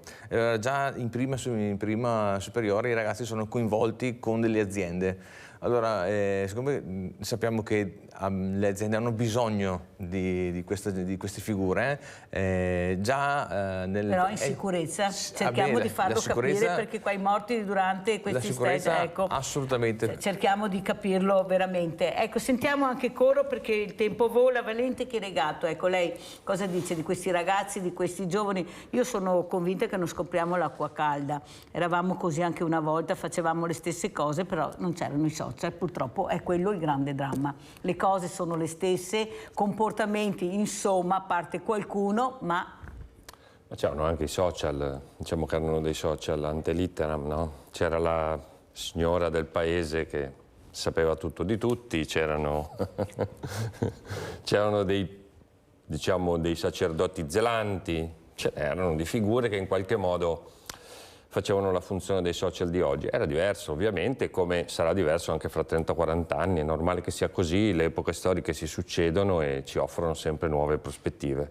Però se mi è permesso volevo rispondere alla telefonata di prima, ma in un minuto veramente.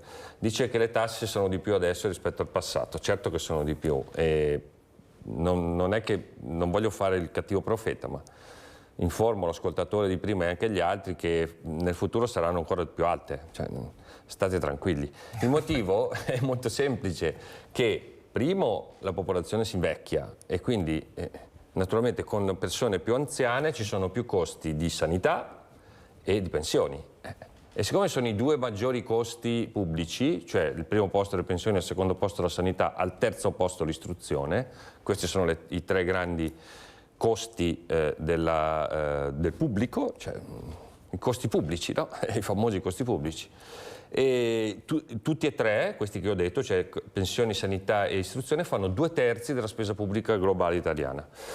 Quindi siccome queste spese aumenteranno le tasse. Allora perché questo è avvenuto? Perché per decenni, diciamo dagli anni 70 agli anni 90, milioni di italiani hanno votato i partiti che, virgolette, hanno fatto il loro interesse personale, quindi far andare in pensione prima, avere delle cure omnibus, no, per tutti, e queste politiche ovviamente pesano oggi sulla spesa pubblica, per cui chi ha 60-70 anni e ha votato quei famosi partiti che c'erano nella Prima Repubblica e anche molti della Seconda, forse dovrebbe farsi un esame di coscienza, perché hanno votato dentro l'urna elettorale per la propria convenienza personale, che poi hanno ottenuto. Ci sono persone che sono andate in pensione a 40 anni, quindi adesso paghiamo queste cose, ecco perché le tasse sono più alte.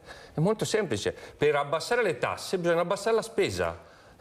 È tutto qua, e poi bisogna anche alzare la produzione, ma questo è un altro discorso che è molto più complicato. Abbassare la spesa significa alzare l'età pensionistica e, apro e chiudere virgolette, rendere più efficace a livello di costo la gestione sanitaria, cosa difficilissima, però questi sarebbero gli obiettivi per poter abbassare le tasse, altrimenti è inutile che giriamo intorno. Vi do una brutta notizia, le tasse aumenteranno.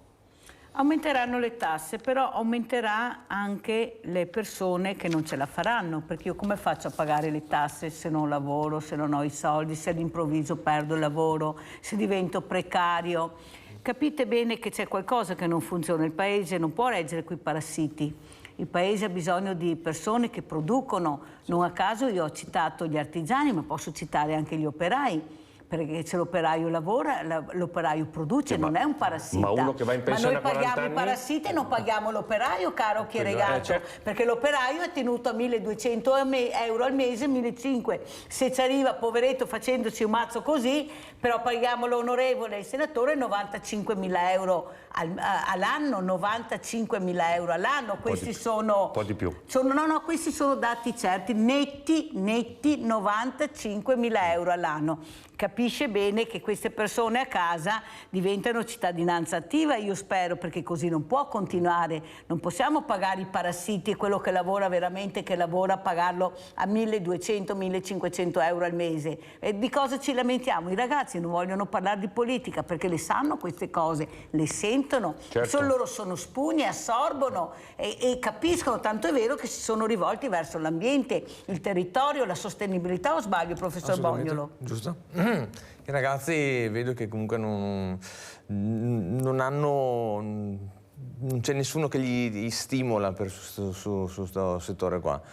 Io credo che comunque per cercare di salvare un attimino capri e cavoli e sicuramente l'investire più sulla formazione credo che sia basilare per avere un futuro un po' più umano per tutti quanti. Perché una volta i grandi capitani di industria investivano nella casa, preparavano le case per i propri operai, insegnavano a lavorare i propri operai, i grandi insegnavano i più piccoli. Adesso col progresso, invece di migliorare, siamo tornati indietro. Come se lo spiega, professor Bognolo? Non lo spiego, credo che sia come diceva prima poc'anzi Chieregato il discorso di c'è meno gente. Esatto, non c'è gente, se non c'è gente non c'è giro. Ma quella che c'è vogliamo cercare, come diceva il professor Capete, cerchiamo anche di coltivare bene quelli che abbiamo. Saranno anche pochi, ma li abbiamo. Chieregato, bisogna coltivare quelli che abbiamo. Non ne abbiamo più molti, ma li abbiamo. E quelli che ne abbiamo cosa offriamo? Io ho avuto una docente che ha detto dal primo anno ai 10 anni riempiamo di tutto i bambini, di tutto e di più, anche di cose che non servono. Dai 10 anni in poi mi volete spiegare cosa offriamo? Prego, Chieregato, veloce, che siamo in chiusura. Io ho una proposta un po' scioccante, ma la dico, tanto qua siamo tutti liberi. Io ripristinerei il servizio militare per ragazzi e ragazze alla fine subito dopo la maturità di 3 mesi. 3 mesi. E non sarebbe, secondo la mia visione, solo un servizio militare, ma anche una scuola di vita, cioè, nel senso che ok, io ti faccio vedere come funziona l'esercito, giusto? Ti faccio vedere anche come funziona quel mondo lì, no? Che forse non è molto attento. E naturalmente questi 3 mesi sarebbero senza dispositivi elettronici per le mani. Credo che questo cambierebbe parecchio la visione delle generazioni dei ventenni, dei 18enni, ventenni, perché sarebbe un'esperienza importante. Io ho fatto servizio militare non di 3 ma di 12 mesi, no? Devo chiudere. Allora io ringrazio il professor Matteo Bognolo, docente, formatore termoidraulica all'Istituto Turazza, ringrazio anche Valente Chieregato, manager, di essere stati con noi. Ecco, spero di avervi fatto passare un bel sabato con questi bellissimi video e queste informazioni che abbiamo sempre. La posta di Mirella, anzi la poesia di Mirella.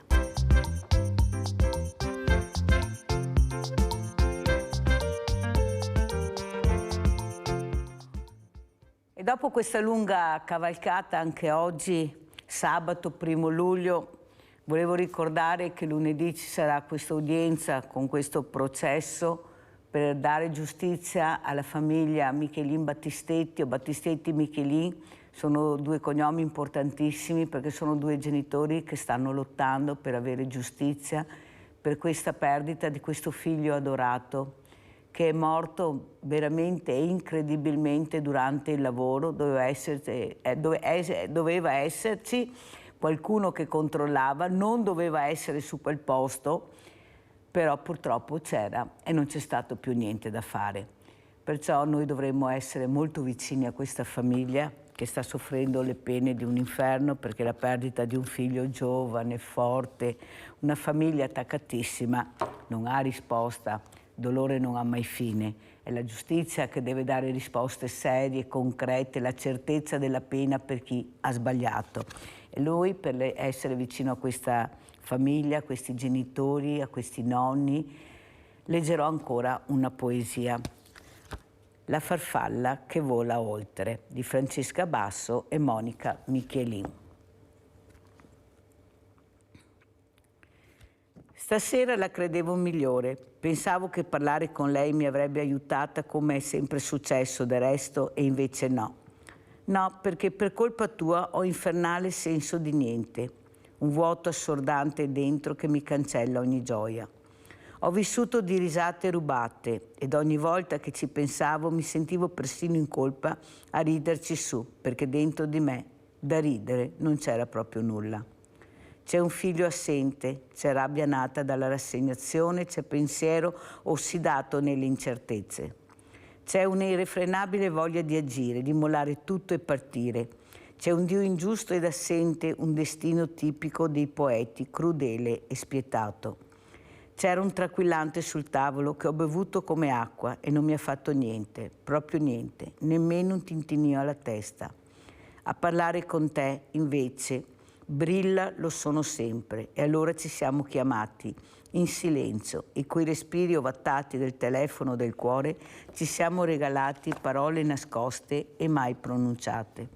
Sono troppo dolorose persino per due come noi e lo so, amore, che vorresti lasciarmi andare e che il coraggio non ce l'hai. Mentre io, incatenata al tuo respiro, non immagino un singolo giorno di questa vita senza di te, senza la tua voce. Sei ciò che mi tiene sveglia, ciò che mi fa sognare, ciò che mi distrugge, ciò che vorrei per sempre per me. Questa è la poesia dedicata a Monica Battistetti, a questo adorato figlio, a questo amore incondizionato, amore ricambiato, erano tutt'uno. Però vorrei leggere anche questa, poesia di Mercedes Bourdin, Quel che resta di te. Quel che resta di te sono le mie lacrime salate e la tristezza delle mie giornate. Quel che resta di te sono le notti in bianco ed il triste ricordo di tutte le volte che ho pianto. Quel che resta di te è un'impronta sul cuscino e la certezza di un crudele destino. Quel che resta di te è il tuo buon cuore che suscitava negli altri amicizia ed amore. Quel che resta di te è la tua generosità che ti faceva dividere il pranzo a metà. Quel che resta di te è una ferita sul cuore. Quel che resta di te è il mio canto d'amore. Quel che resta di te è il ricordo del tuo sorriso che è stato accolto nei prati azzurri del paradiso. Quel che resta di te è la tua assenza che è diventata una più acuta presenza. Mi raccomando, famiglia Battistetti Machelin, sempre avanti, forza, forza, forza, che noi siamo qui e vi supporteremo. Ciao!